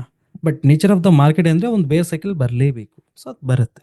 ಇದು ಈ ಒಂದು ಪ್ರೋಸೆಸ್ನ ಅರ್ಥ ಮಾಡ್ಕೊಂಡಾಗ ನಮ್ಗೆ ಕ್ಲಾರಿಟಿ ಇರುತ್ತೆ. ಅರ್ಥ ಆಗ್ತಿದೆಯಾ ನನಗೆ? ಸ್ಟ್ರಾಟಜಿ ಇದು ಸ್ಟಾಕು, ಇಲ್ಲಿ ಇನ್ವೆಸ್ಟ್ಮೆಂಟು, ಇದು ಇಲ್ಲಿ ನಾವು ಆವ್ರೇಜು, ಇದು ಟಾರ್ಗೆಟ್. ಇಷ್ಟು ಹೇಳಕ್ಕೆ 5 ನಿಮಿಷದ ಕೆಲಸ, 3 ನಿಮಿಷ ಕೆಲಸ. ಬಟ್ ಒಬ್ಬ ವೆಲ್ತ್ ಬಿಲ್ಡ್ ಮಾಡಕ್ಕೆ ಇಷ್ಟೇ ಮೈಂಡ್ ಸೆಟ್ ಇದ್ರೆ ಸಾಕಾ? ಇಲ್ಲ. ಅದರ ಇನ್ ಅಂಡ್ ಔಟ್ ನಮಗೆ ಗೊತ್ತಿರಬೇಕು, ಆ ಡೀಪ್ ನಾಲೆಡ್ಜ್ ಇರಬೇಕು. ಯಾಕೆ ಮಾಡ್ತಾ ಇದ್ದೀವಿ, ರೀಸನ್ ಏನು, ಎಕಾನಮಿ ಏನು? ಯಾಕಂದ್ರೆ ಲಾಂಗ್ ಟರ್ಮ್ ಇನ್ವೆಸ್ಟ್ಮೆಂಟ್ ಅಂದ್ರೆ ಇದು ಜಸ್ಟ್ ನೀವೇನೋ ಒಂದು ಸ್ಟಾಕ್ ಬೈ ಮಾಡಿ ಬಿಟ್ಬಿಡೋದಲ್ಲ. ಇದು ಸುಮಾರು ಫ್ಯಾಕ್ಟರ್ ಇಂಪ್ಯಾಕ್ಟ್ ಆಗುತ್ತೆ. ಮಾರ್ಕೆಟ್ ಸೈಕಲ್ ಇಂಪ್ಯಾಕ್ಟ್ ಆಗುತ್ತೆ, ಎಕಾನಮಿ ಗ್ರೋತ್ ಇಂಪ್ಯಾಕ್ಟ್ ಆಗುತ್ತೆ, ಆ ಕಂಪನಿ ಪರ್ಫಾರ್ಮೆನ್ಸ್ ಇಂಪ್ಯಾಕ್ಟ್ ಆಗುತ್ತೆ, ನಿಮ್ಮ ಮೈಂಡ್ ಸೆಟ್ ಮೇಯ್ನ್ ಇಂಪಾರ್ಟೆಂಟ್ ಆಗಿರುತ್ತೆ. ನೀವು ಯಾವ ಮೈಂಡ್ ಸೆಟ್ಟಲ್ಲಿ, ಎಷ್ಟೊಂದು ಜನ ಇವತ್ತಿಗೂ ಲಾಂಗ್ ಟರ್ಮ್ ಅಂತ ತಗೊಂಡು 1 ವಾರ, 10 ದಿನ, 15 ದಿನದಲ್ಲಿ ಪ್ರಾಫಿಟ್ ಬರೋಷ್ಟೊತ್ತಿಗೆ ಕ್ಲೋಸ್ ಮಾಡೋರು ಇದ್ದಾರೆ. ತಗೊಳ್ಳೋದು ಮಾತ್ರ ಲಾಂಗ್ ಟರ್ಮ್ ಹೆಸರಲ್ಲೇ, ನಾನು ಇದನ್ನ ಹೋಲ್ಡ್ ಮಾಡ್ಬಿಡ್ತೀನಿ ಅಂತ ತಗೊಂತಾರೆ. ಬಟ್ 10-15 ಡೇಸ್, 1 ಮಂತ್, 2 ಮಂತ್ಸ್ ಅಲ್ಲಿ ಒಂದು 20-30% ಪ್ರಾಫಿಟ್ ನೋಡಿದ ತಕ್ಷಣ, ಗ್ರೀನ್ ನೋಡಿದ ತಕ್ಷಣ ಎಲ್ಲಿದು ಹೋಗ್ಬಿಡತ್ತೆ ಅನ್ನೋ ಭಯದಿಂದ ಬುಕ್ ಮಾಡೋರು ಇದ್ದಾರೆ. ಅದೇ ಬಿದ್ರೆ ಸರ್ 3 ವರ್ಷನೂ ಸುಮ್ನೆ ಇರ್ತಾರೆ ಸರ್. ಅದೇ ನಾನು ಹೇಳ್ತಾ ಇರೋದು, ಯಾಕೆ ಬೀಳತ್ತೆ ಸ್ಟಾಕು? ನನ್ನ ಕ್ವಶನ್ ಏನಂದ್ರೆ, ಯಾಕೆ ಬೀಳತ್ತೆ? ಹಂಗಲ್ಲ ಸರ್, ಈಗ ಮೇಲ್ ನಾವ್ ತಗೊಂಡು ಕೆಳಗಡೆ ಬಿದ್ದು ಮತ್ ಮೇಲ್ ಬರೋವರೆಗೂ 3-4 ವರ್ಷ ಆದ್ರೂ ಕಾಯ್ಲೇಬೇಕಾಗುತ್ತೆ. ಈ ತರ ಕಾಯ್ತಾರೆ ಹೊರ್ತು ನೀವ್ ಹೇಳೋ ತರ ಯಾರು ಕಾಯಲ್ಲ. ಎಕ್ಸಾಕ್ಟ್ಲಿ. ಸೊ ಈ ಮೈಂಡ್ ಸೆಟ್ ಬಿಲ್ಡ್ ಮಾಡ್ಕೋಬೇಕು ನಮ್ಮ ಪ್ರತಿಯೊಬ್ಬರು, ನಮ್ಮ ಕಮ್ಯುನಿಟಿ ಮೆಂಬರು. ಈ ತರ ಲೈಕ್ ಆ ಸ್ಟ್ರಾಂಗ್ ಮೈಂಡ್ ಸೆಟ್ ಇದ್ರೆ ಮಾತ್ರ ಅಷ್ಟು ಲಾಂಗ್ ಡ್ಯೂರೇಷನ್ ಹೋಲ್ಡ್ ಮಾಡಕ್ ಸಾಧ್ಯ. ನಾವು ಸ್ಟಾಕ್ನ ಜಸ್ಟ್ ಏನೋ ಒಂದು ಸ್ಟ್ರಾಟಜಿ ಹೇಳ್ಕೊಟ್ರು, ನಾನು ತಗೊಂಡ್ಬಿಟ್ಟೆ, ಹಿಂದೆ ಅದ್ರ ಡೀಪ್ ಬ್ಯಾಕ್ ಗ್ರೌಂಡ್ ಗೊತ್ತಿಲ್ಲ ಅಂತಂದ್ರೆ, ಆ ಮೈಂಡ್ ಸೆಟ್ ಗೊತ್ತಿಲ್ಲ ಅಂತಂದ್ರೆ, ಎಲ್ಲೊಂದ್ ಹತ್ರ ಸೆಲ್ ಮಾಡ್ಬಿಡ್ತೀವಿ ಸ್ಟಾಕ್ನ. ಕೆಲವ್ರು 20% ಸೆಲ್ ಮಾಡ್ತಾರೆ, ಕೆಲವ್ರು 50% ಕೆಲವು ಸೆಲ್ ಮಾಡ್ತಾರೆ, ಇನ್ನು ಕೆಲವ್ರು 100-125, 130% ಕೊಟ್ಟಿದ ತಕ್ಷಣ ಎಂಥವ್ರು ಸೆಲ್ ಮಾಡ್ಬಿಡ್ತಾರೆ, ಸಾಕು ಇಷ್ಟು ಬಂದ್ಬಿಡ್ತಲ್ಲ ಅಂತ ಹೇಳ್ಬಿಟ್ಟು. ಆಕ್ಚುಲಿ ರಿಯಲ್ ಗೇಮ್ ಅದಲ್ಲ ಲಾಂಗ್ ಟರ್ಮ್ ಅಲ್ಲಿ. Long term game something beyond ಅದು. ಸೊ ಅದರಿಂದ ಅದು ವೆಲ್ತ್ ಟ್ರಾನ್ಸ್ಫರ್, ಜನರೇಷನ್ ಟ್ರಾನ್ಸ್ಫರ್. ನಿಮ್ ಜನರೇಷನ್ ಇನ್ನೊಂದು ಜನರೇಷನ್ ಟ್ರಾನ್ಸ್ಫರ್ ಆಗ್ಬೇಕು ವೆಲ್ತ್. ಅದು ಲಾಂಗ್ ಟರ್ಮ್ ಇನ್ವೆಸ್ಟ್ಮೆಂಟ್. ಸೊ ಯಾರಾದ್ರೂ ನೀವು ನೋಡಿದಿರಾ ಲಾಂಗ್ ಟರ್ಮ್ ಇನ್ವೆಸ್ಟರ್ಸು ಯಾವತ್ತೂ ಅವರು ಪೊಸಿಷನ್ಸ್ ಆ್ಯಡ್ ಮಾಡ್ತಾನೆ ಹೋಗ್ತಾರೆ ಹೊರತು ಅವ್ರ ಪೊಸಿಷನ್ಸ್ನ ಡಿಕ್ರೀಸ್ ಮಾಡ್ಕೊಳ್ಳಲ್ಲ. ನಿಮ್ಗೆ ಅರ್ಥ ಆಗ್ತಿದೆಯಾ? ಕಂಪನೀಸ್ ಅವರ ಪೋರ್ಟ್ಫೋಲಿಯೋನಲ್ಲಿ ಆ್ಯಡ್ ಆಗ್ತಾ ಹೋಗುತ್ತೆ ಹೊರತು, ಒಂದೆರಡು ಕಂಪ್ನಿ ಇಲ್ಲಿ ಎಕ್ಸಿಟ್, ಇನ್ನೊಂದು ಆ್ಯಡ್ ಆಗ್ತಾಗುತ್ತೆ ಹೊರತು, ಎಲ್ಲ ಕಂಪ್ನಿನೂ ಸೆಲ್ ಮಾಡಿಬಿಟ್ಟು ಲಿಕ್ವಿಡ್ ಕ್ಯಾಶ್ ಯಾರು ಇಟ್ಕೊಳ್ಳಲ್ಲ ಲಾಂಗ್ ಟರ್ಮ್ ಇನ್ವೆಸ್ಟರ್ಸ್. ನೀವು ನೋಡಿ, ಯಾರನ್ನಾದ್ರೂ ನೋಡಿ. ಅರ್ಥ ಆಯ್ತಾ? ಸೊ ಇದು ವೆಲ್ತ್ ಬಿಲ್ಡಿಂಗ್ ಗೇಮ್ ಇದು. ಈಗ ಸ್ಟ್ರಾಟಜಿ ವೈಸ್ ಬರೋಣ. ಸ್ಟ್ರಾಟಜಿ ವೈಸ್ ಬರೋದಾದರೆ ಇಲ್ಲಿ ನೋಡಿ, ಫಸ್ಟ್ ನಾನಿಲ್ಲಿ ಡೌನ್ಲೋಡ್ ಮಾಡ್ತೀನಿ ರಿಸಲ್ಟ್ಸ್ನ ಡೌನ್ಲೋಡ್ ಮಾಡಿಬಿಟ್ಟು ಓಪನ್ ಮಾಡ್ಕೊತೀನಿ. ಅರ್ಥ ಆಯ್ತಾ? ಸೊ ಲಾಂಗ್ ಟರ್ಮ್ ಇನ್ವೆಸ್ಟ್ಮೆಂಟ್ ಸ್ಟಾಕ್ಸ್ನ ಓಪನ್ ಮಾಡ್ಕೊತೀನಿ. ಓಪನ್ ಮಾಡ್ಕೊಂಡ್ಮೇಲೆ ನೋಡಿ, ನಿಮ್ಗೆ ನೋಡಿ 2013ರಿಂದ 2026 ತನಕ ಇದೆ ರಿಸಲ್ಟ್ಸು. 15 ವರ್ಷ ಡಾಟಾ ಇದೆ. ನೀವು ಟೆಸ್ಟ್ ಮಾಡೋರಿಗೆ 15 ವರ್ಷ ಡಾಟಾ ಇಸ್ ಮೋರ್ ಸಫಿಷಿಯೆಂಟು. ನನಗೆ ಇನ್ನೂ ಜಾಸ್ತಿ ಬೇಕು ಅಂದರೆ 25 ಇಯರ್ಸ್ ತಗೊಳ್ಳಿ ಡಾಟಾ. ಅಲ್ಲಿ ನಿಮಗೆ 20-25 ಇಯರ್ಸ್ ಡಾಟಾ ಇಲ್ಲಿ ಹೋಗಿ, ಇಲ್ಲಿರುತ್ತೆ ನೋಡಿ 47 ಇಯರ್ಸ್ ಡಾಟಾ ಇದೆ. ಅದು ಎಷ್ಟು 47 ಅಂದರೆ ಅಲ್ಲಿ ಕೊಟ್ಟಿದ್ದಾನೆ, ಬಟ್ ನಿಮಗೆ ಡಾಟಾ ಎಲ್ಲಿಂದ ಇದೆ? 1996ರಿಂದ ಇದೆ, 1996ಇಂದ ಡಾಟಾ ಇದೆ. ಡೌನ್ಲೋಡ್ ಮಾಡ್ಕೊಳ್ಳಿ. ಡೌನ್ಲೋಡ್ ಮಾಡಿಕೊಂಡು ಟೆಸ್ಟ್ ಮಾಡಿ. ನಾನು ಅಪ್ರಿಸಿಯೇಟ್ ಮಾಡ್ತೀನಿ, ನೀವು ಎಷ್ಟು ಜಾಸ್ತಿ ಟೆಸ್ಟಿಂಗ್ ಮಾಡ್ತೀರೋ ಅಷ್ಟು ಜಾಸ್ತಿ ಕಾನ್ಫಿಡೆನ್ಸ್ ನಿಮಗೆ ಬರುತ್ತೆ. ಓಕೆನಾ? ಬ್ಯಾಕ್ ಟೆಸ್ಟ್ ಮಾಡಿ. ಯಾರು ಹೇಳೋದನ್ನ ಬ್ಲೈಂಡಾಗಿ ಯಾವತ್ತು ನಂಬೇಡಿ. ಓಕೆನಾ? ಟ್ರಸ್ಟ್ ಮಾಡಬೇಕು. ನಿಮ್ಗೆ ಕಾನ್ಫಿಡೆನ್ಸ್ ಬರಬೇಕು ಅಂದರೆ ನೀವು ಕುತ್ಕೊಂಡು ಬ್ಯಾಕ್ ಟೆಸ್ಟ್ ಮಾಡಬೇಕು. ಇವಾಗ ನಾನೇನು ಮಾಡ್ತೀನಿ, ಯಾವ್ದಾರ ಒಂದು ರ್ಯಾಂಡಮ್ ಸ್ಟಾಕ್ನ ತಗೊತೀನಿ. ಯಾವಾಗ ಬಂದಿರೋದು? ಲೆಟ್ಸ್ ಸೇ MIOL ಫಸ್ಟ್ ಸ್ಟಾಕೆ ತಗೊತೀನಿ. ಯಾವಾಗ ಬಂದಿರೋದು? ಇದು 3/6/2013. ಓಕೆನಾ? ಸೊ ನಾನು ಈಗ ಚಾರ್ಟ್ಗೆ ಹೋಗ್ತೀನಿ. ಇಲ್ಲಿ ಏನು ಮಾಡ್ತೀನಿ ಅಂದರೆ, ಮಂತ್ಲಿ ಕ್ಯಾಂಡಲ್ ತಗೊತೀನಿ. 3/6/2013 ನೀವು ಚೆಕ್ ಮಾಡಿ. 3/6/2013 ನಾವು ಚೆಕ್ ಮಾಡೋದಾದರೆ 3/6/2013 ಇಲ್ಲಿ ನೋಡಿ, ಜೂನು 2013 ಇಲ್ಲಿ ಮಾರ್ಕ್ ಮಾಡಿದ್ದೀನಿ ನೋಡಿ. ಎಷ್ಟು ರೂಪಾಯಿ ಇದೆ ಅವಾಗ ಪ್ರೈಸು? ಕ್ಲೋಸಿಂಗ್ ಪ್ರೈಸ್ ಎಷ್ಟು? ಕ್ಲೋಸಿಂಗ್ ಪ್ರೈಸ್ ಬಂದು 99.85 ರುಪೀಸು. ಎಷ್ಟು? 99.85 ರುಪೀಸು. ಅಲ್ಲಿಂದ ಎಷ್ಟು ಹೋಗಿದೆ ಪ್ರೈಸು ನೋಡಿ, ಇದು ಹೈಯೆಸ್ಟ್ ಪ್ರೈಸ್ ಇದು. ಓಕೆನಾ? ಈಗ ಕರೆಂಟ್ ಮಾರ್ಕೆಟ್ 252. ಇವಾಗ ಇಲ್ಲಿಂದ ಇಲ್ಲಿಗೆ ಎಷ್ಟು ಹೋಗಿದೆ?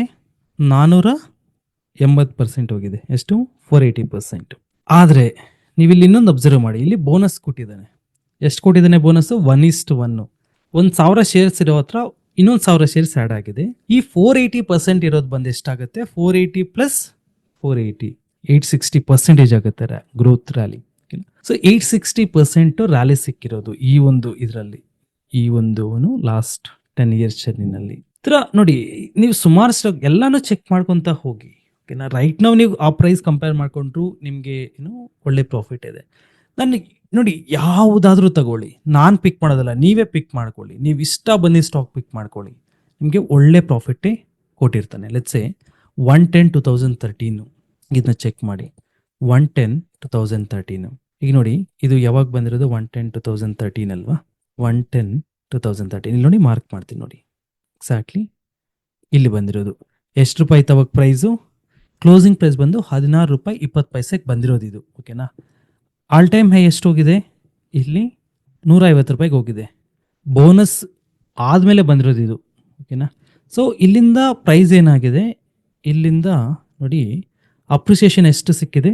800% ಅಪ್ರಿಸಿಯೇಷನ್ ಸಿಕ್ಕಿದೆ ಹೈಗೆ. ನಾನು ಕಂಪೇರ್ ಮಾಡಿದ್ರೆ ಕರೆಂಟ್ ಮಾರ್ಕೆಟ್ ಪ್ರೈಸ್ ಕಂಪೇರ್ ಮಾಡಿದ್ರೂ ಸಹ ಸ್ಟಿಲ್ಲು 400% ಅಪ್ರಿಸಿಯೇಷನಲ್ಲಿ ಸ್ಟಾಕ್ ಅನ್ನೋದು ರನ್ ಆಗ್ತದೆ. ಕೆಲವು ಸ್ಟಾಕ್ಸ್ ಇದೆ ಇದರಲ್ಲೇ, ಈ ಲಿಸ್ಟಲ್ಲೇ ಕೆಲವು ಸ್ಟಾಕ್ಸ್ ಇದೆ ಕ್ರೇಜಿ ಗ್ರೋತ್ ಸಿಕ್ಕಿದಾವೆ, ಕ್ರೇಜಿ ಗ್ರೋತ್. ಲೆಟ್ಸ್ ಸೇ ನೋಡಿ, 1/3/2016 ಟಾಟಾ ಇನ್ವೆಸ್ಟ್ಮೆಂಟ್ ಬಂದಿದೆ. 1/3/2016 ಚೆಕ್ ಮಾಡಿ, ಟಾಟಾ ಇನ್ವೆಸ್ಟ್ ನೋಡಿ. 1/3/2016 ಯಾವುದು?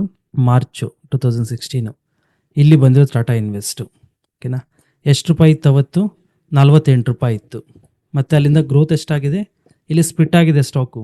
ಎಷ್ಟಕ್ಕೆ? 10:1 ಸ್ಪ್ಲಿಟ್ ಆಗಿದೆ.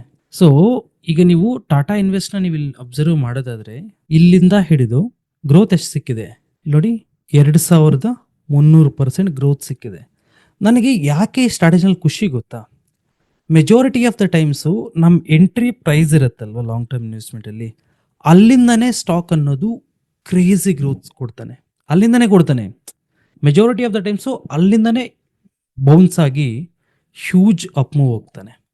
ಲೆಟ್ಸ್ ಸೇ 2018 BF ಯುಟಿಲಿಟೀಸ್ ಬಂದಿದೆ 110. ನಾನು ರ್ಯಾಂಡಮ್ ಆಗಿ ತಗೊತಾ ಇದ್ದೀನಿ, ಯಾವುದು ಏನೋ ಮೊದಲೇ ಚೆಕ್ ಮಾಡಿಲ್ಲ. ಎಲ್ಲ ಯಾಕಂದರೆ ಸ್ಟ್ರಾಟಜಿನಲ್ಲಿ ಲಾಂಗ್ ಟರ್ಮ್ ಇನ್ವೆಸ್ಟ್ಮೆಂಟ್ 98% ಅಕ್ಯುರಸಿ. ಇದ್ರ ಅರ್ಥ ಏನು? ನೀವು ಯಾವ ಸ್ಟಾಕ್ ತಗೊಂಡ್ರು ನಿಮ್ಗೆ ಪ್ರಾಫಿಟಲ್ಲೇ ಇರುತ್ತೆ. ಓಕೆನಾ, ಸೊ ಈಗ ನೋಡಿ 2018 ಬಂದಿರೋದು ಇದು ಡೇಟ್ ಎಷ್ಟು? ಅಕ್ಟೋಬರಲ್ಲಿ ಬಂದಿರೋದು. ಓಕೆನಾ, ಅಕ್ಟೋಬರ್ ಯಾವಾಗ? 2018 ಅಕ್ಟೋಬರ್, ಸೆಪ್ಟೆಂಬರ್, ಅಕ್ಟೋಬರ್ ಇಲ್ಲಿ. ಸೊ ಈ ಒಂದು ಕ್ಯಾಂಡಲಿಂದ ಫಸ್ಟ್ ಅಕ್ಟೋಬರ್ ಅಲ್ವಾ, ಸೆಕೆಂಡ್ 2017 2018 ಅಕ್ಟೋಬರು ಇಲ್ಲಿ ಮಾರ್ಕ್ ಮಾಡ್ತಿದ್ದೀನಿ ನೋಡಿ, ಇಲ್ಲಿ ಬಂದಿರೋದು. ಸೊ ಈ ಸ್ಟಾಕು ಸಹ ಚೆಕ್ ಮಾಡಿ 400% ಗ್ರೋತ್ ಕೊಟ್ಟಿದ್ದಾನೆ. ಅದಾದಮೇಲೆ current market price 145% still run ಆಗ್ತಾ ಇದೆ. ಹಿಂಗೆ ನೀವು ಚೆಕ್ ಮಾಡ್ತಾ ಹೋಗಿ. ಓಕೆನಾ, ಪ್ರತಿಯೊಂದು ಸ್ಟಾಕ್ನು ಚೆಕ್ ಮಾಡ್ತಾ ಹೋಗಿ, ನಿಮಗೆ ಕ್ರೇಜಿ ಗ್ರೋತ್ ಅನ್ನೋದು ಸಿಕ್ಕಿರುತ್ತೆ. ಈಗ ಸುಮಾರು ಜನ ಎಸ್ ಬ್ಯಾಂಕು ಇಲ್ಲ ಅಂತಂದರೆ ಸಮ್ ಅದರ್ ಸ್ಟಾಕ್ಸ್ನ ಹೇಳ್ತಾರಲ್ವ. ಈಗ ನೋಡಿ, ಎಸ್ ಬ್ಯಾಂಕ್ ಯಾವಾಗ ಬಂದಿದೆ? 2018 ಬಂದಿದೆ. 110 2018 ಬಂದಿರೋದು. ಓಕೆನಾ, ಸೊ 110 2018 ಎಸ್ ಬ್ಯಾಂಕ್ ಇಲ್ಲಿ ಬಂದಿರೋದು ಎಕ್ಸಾಕ್ಟ್ಲಿ. ಈ ಒಂದು ಸ್ಟಾಕ್ ನಮಗೆ ಲಾಸಲ್ಲಿರೋದು.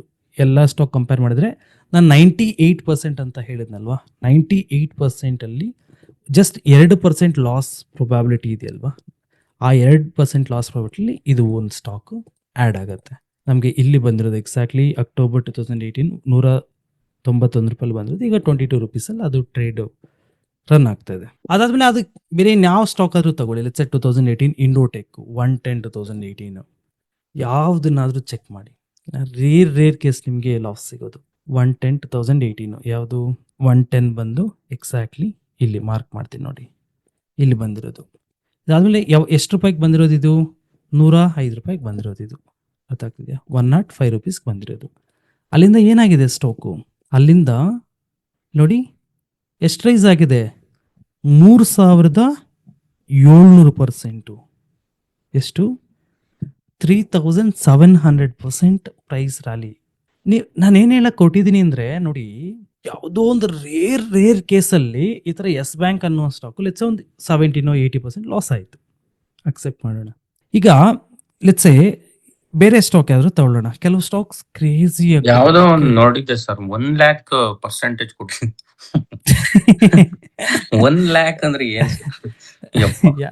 ಯಾವ್ದು ಸರ್ ಒಂದೇ ಸಾಕು ಸರ್ ಅದು. ಇಲ್ಲ ಕೊಟ್ಟಿರ್ತವೆ ಸರ್, ಆನೆಸ್ಟ್ಲಿ ಕೊಟ್ಟಿರ್ತವೆ, ಇದಾವೆ ಸ್ಟಾಕ್ಸ್. ಅಂದ್ರೆ ಇಲ್ಲ. ಸರ್ ನಮ್ ತಲೆಮಾರು ಇರಲ್ಲ ಬಿಡಿ ಸರ್ ಅವಾಗ. ಅಲ್ಲ ಏನೇ ಇರ್ಲಿ ಅಷ್ಟ್ ಮಾಡಿದೀವಿ ಅನ್ನೋದೊಂದು ಇರುತ್ತಲ್ಲ ಸರ್. ಅದೇ ನೆಕ್ಸ್ಟ್ ಸರಿ. ಜನರೇಷನ್ ಹೋಗುತ್ತೆ. ಅದೇ ಸರ್, ಏನ್ ಗೊತ್ತಾ, ನಾನೇ ನೋಡಿದೀನಿ 8,000% ಕೊಟ್ಟಿರೋ ಸ್ಟಾಕ್ಸ್ ನ, 8,000ದಿಂದ 10,000% ರಿಟರ್ನ್ ಕೊಟ್ಟ ಸ್ಟಾಕ್ಸ್ ನಾನು ನೋಡಿದ್ದೀನಿ. ಈಗ ಇಲ್ಲೇ ನೋಡಿ, ಅದು ಯಾವ್ದು ಸ್ಟಾಕ್ ನಾವು ನೋಡಿದ್ವಲ್ಲ last few days back, let's say control F T. ಕೂಡ ಸ್ಟಾಕ್ಗಳು ಗ್ರೋತ್ ಆಗಲ್ಲ ಅಂತ ರೀಸೆಂಟ್ ಯಾರೋ ಡಿಸ್ಕಸ್ ಮಾಡ್ತಾ ಇದ್ರು, ಅದೊಂದ್ ಸ್ವಲ್ಪ ಹೇಳಿ ಸರ್. ಏನ್ ಹೇಳಿ? ಡಿವಿಡೆಂಟ್ ಕೊಡೋ ಸ್ಟಾಕ್ಗಳು ಗ್ರೋತ್ ಕಡೆ ಜಾಸ್ತಿ ಹಂಗೇನಿಲ್ಲ ಸರ್, ಫೋಕಸ್ ಮಾಡಲ್ಲ ಡಿವಿಡೆಂಡ್ ಅಂತ. ಇಲ್ಲ ಹಂಗೇನಿಲ್ಲ. ಇವಾಗ ಸರ್, ತೋರ್ಸಿರೋದೆಲ್ಲ ಡಿವಿಡೆಂಡ್ ಅವರು. ಈಗ ಹೌದೌದು, ಅದೇ ನೋಡ್ದೆ. ಹಂಗೇನಿರಲ್ಲ, ಲೈಕ್ ಡಿವಿಡೆಂಡ್ ಕೊಟ್ಟಿರೋ ಸ್ಟಾಕ್ ಯಾಕೆ ಗ್ರೋ ಆಗಲ್ಲ? ಅವ್ರ ಅಲ್ಲ. ಇನ್ವೆಸ್ಟರ್ ನ ಅಟ್ರಾಕ್ಟ್ ಮಾಡಕ್ಕೆ certain portion of profit, certain amount ನ ಅವ್ರು ಅಲೋಕೇಟ್ ಮಾಡ್ತಾರೆ. ಅಲ್ಲ ಸರ್, ತಪ್ಪೇನಿದೆ? ನೀವು ತೋರ್ಸಿರೋ ಡಿವಿಡೆಂಡ್ ಕೊಟ್ಟಿರೋದೇ ಮೇಲೋಗಿರೋದು ಈಗ.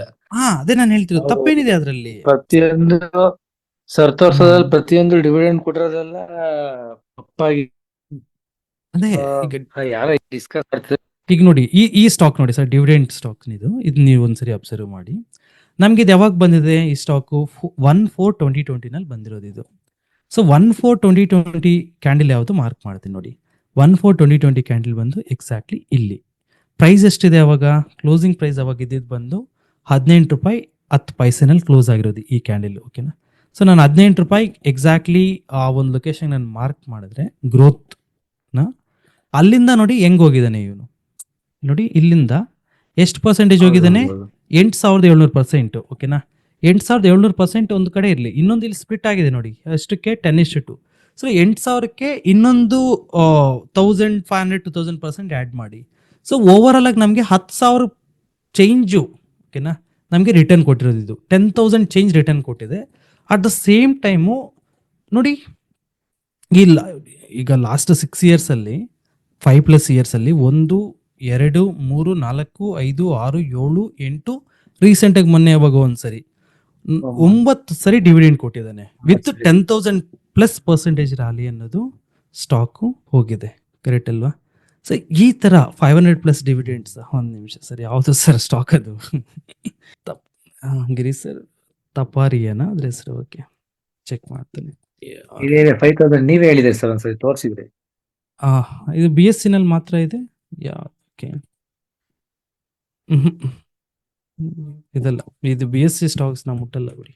ಸೊ ಈಗ ನೋಡಿ, ಈ ತರ ಗ್ರೋತ್ ಇರುತ್ತೆ ನಮ್ಗೆ, ಓಕೆನಾ?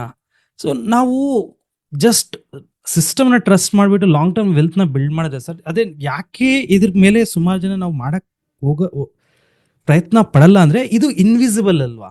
ಇದು ಈ ಗ್ರೋತ್ ಅನ್ನೋದು ಓವರ್ ಅ ಪೀರಿಯಡ್ ಬರೋದು. ಇದು ಓವರ್ ಅ ಪೀರಿಯಡ್ ಇವಂಗೆ ವೆಲ್ತ್ ಅನ್ನೋದು ಬಿಲ್ಡ್ ಆಗೋದು. ಸೊ ಇದರಿಂದ ಏನಾಗುತ್ತೆ ಅಂದ್ರೆ, ಡೈಲಿ ಪ್ರಾಫಿಟ್ ಲಾಸ್ ಕಾಣಿಸಲ್ವಲ್ಲ ನಿಮ್ಗೆ. ಡೈಲಿ ನಾವು ಟ್ರೇಡಲ್ಲಿ ಬರೋ ತರ, ಟ್ರೇಡಿಂಗ್ ಅಲ್ಲಿ ಸಿಗೋ ತರ ಪ್ರಾಫಿಟ್ ಅಂಡ್ ಲಾಸ್ ಸಿಗಲ್ಲ ಅಲ್ವಾ?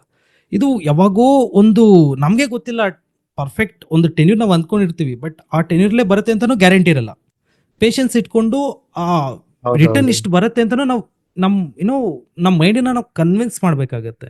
ಆದ್ರೆ ಲಾಂಗ್ ಟರ್ಮ್ ಇನ್ವೆಸ್ಟ್ಮೆಂಟ್ಗೆ ಇನ್ವೆಸ್ಟರ್ ಮೈಂಡ್ ಸೆಟ್ ಬೇಕಾಗುತ್ತೆ ಫಸ್ಟ್ಲಿ, ಅರ್ಥ ಆಯ್ತಾ? ಸ್ಟ್ರಾಟಜಿ ಅನ್ನೋದು ಸೆಕೆಂಡ್ ಬರೋದು. ಫಸ್ಟ್ ಇನ್ವೆಸ್ಟರ್ ಮೈಂಡ್ ಸೆಟ್ನ ನಾವು ಅಡಾಪ್ಟ್ ಮಾಡ್ಕೋಬೇಕಾಗತ್ತೆ. ಸೊ ಅದರಿಂದ ನಾನೇನು ಹೇಳ್ತೀನಿ ಅಂದರೆ, ಯಾಕೆ ನಾವು ಇನ್ವೆಸ್ಟರ್ ಆಗಲ್ಲ ಅಂತಂದರೆ, ಈ ಮೈಂಡ್ ಸೆಟ್ ಇಶ್ಯೂ, ಓಕೆನಾ? ಒನ್ಸ್ ಮೈಂಡ್ ಸೆಟ್ ಬಂದಮೇಲೆ ಈ ಥರ ಒಂದು ಸಿಸ್ಟಮ್ ಸಿಕ್ಕಿದ್ರೆ ಸರ್, ಯಾರು ಬಿಟ್ಕೊಡ್ತಾರೆ ಹೇಳಿ ಸ್ಟ್ರಾಟಜಿನ, ಅರ್ಥ ಆಯ್ತಾ? ಸೊ ಈಗ 1/4/2020 ನಾವು ಸುಮಾರು ಕೋವಿಡ್ ಆದಮೇಲೆ ಎಲ್ಲ ಸ್ಟಾಕ್ಸು ಮೇಲೆ ಹೋಗಿದೆ, ಅದರಲ್ಲಿ ಏನು ಸ್ಪೆಷಲ್ ಇಲ್ಲ.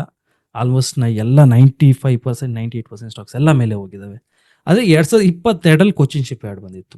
2022ರಲ್ಲಿ ಕ್ರೇಜಿ ಮಾತ್ರ ಇದೆ. ಇಲ್ಲಿ ನೋಡಿ, ಕೊಚ್ಚಿನ್ ಶಿಪ್ ಯಾರ್ಡು 2022 ಇಲ್ಲಿ ಬಂದಿರೋದು. ಯಾವಾಗ ನನ್ನ ಖುಷಿ ವಿಚಾರ ಏನು ಗೊತ್ತಾ, ನೀವು ಎಷ್ಟೊಂದು ಸ್ಟಾಕ್ನ ಅಬ್ಸರ್ವ್ ಮಾಡಿ, ನಾವು ಎಂಟ್ರಿ ಮಾಡಿರೋ ಪ್ರೈಸಿಂದನೇ ಮೇಲೆ ಹೋಗಿರುತ್ತೆ. ಅರ್ಥ ಆಗ್ತಿದೆ ನಿಮಗೆ? ನಮ್ಮ ಒಂದು ಪ್ರೈಸ್ ಏನಿರುತ್ತೆ, ಎಂಟ್ರಿ ಕ್ಲೋಸಿಂಗ್ ಏನಿರುತ್ತೆ, ಅಲ್ಲಿಂದನೇ ಮೇಲೆ ಹೋಗಿರುತ್ತೆ. ಈಗ ಇಲ್ಲಿ ನೋಡಿ, ಇದು ಕ್ಲೋಸ್ ಆಗಿರೋದು ಎಷ್ಟು? ಕ್ಲೋಸ್ ಆಗಿರೋದು ಬಂದು 147 ರೂಪೀಸು, ಕರೆಕ್ಟ್ ಅಲ್ವಾ? 147 ಇಂದ ಇಲ್ಲಿ ನೀವು ಅಬ್ಸರ್ವ್ ಮಾಡಿ ಎಷ್ಟು ಹೋಗಿದೆ ಇದು ಕೊಚ್ಚಿನ್ ಶಿಪ್ ಯಾರ್ಡು. ಅಲ್ಲಿಂದ ಇಲ್ಲಿ ನೋಡಿ, ಇದು ಹೋಗಿರೋದು ಎಷ್ಟು? 1900%. Imagine, 20 times. 900% ಸ್ಟಾಕ್ ಅನ್ನೋದು ಮೇಲೆ ಹೋಗಿದೆ.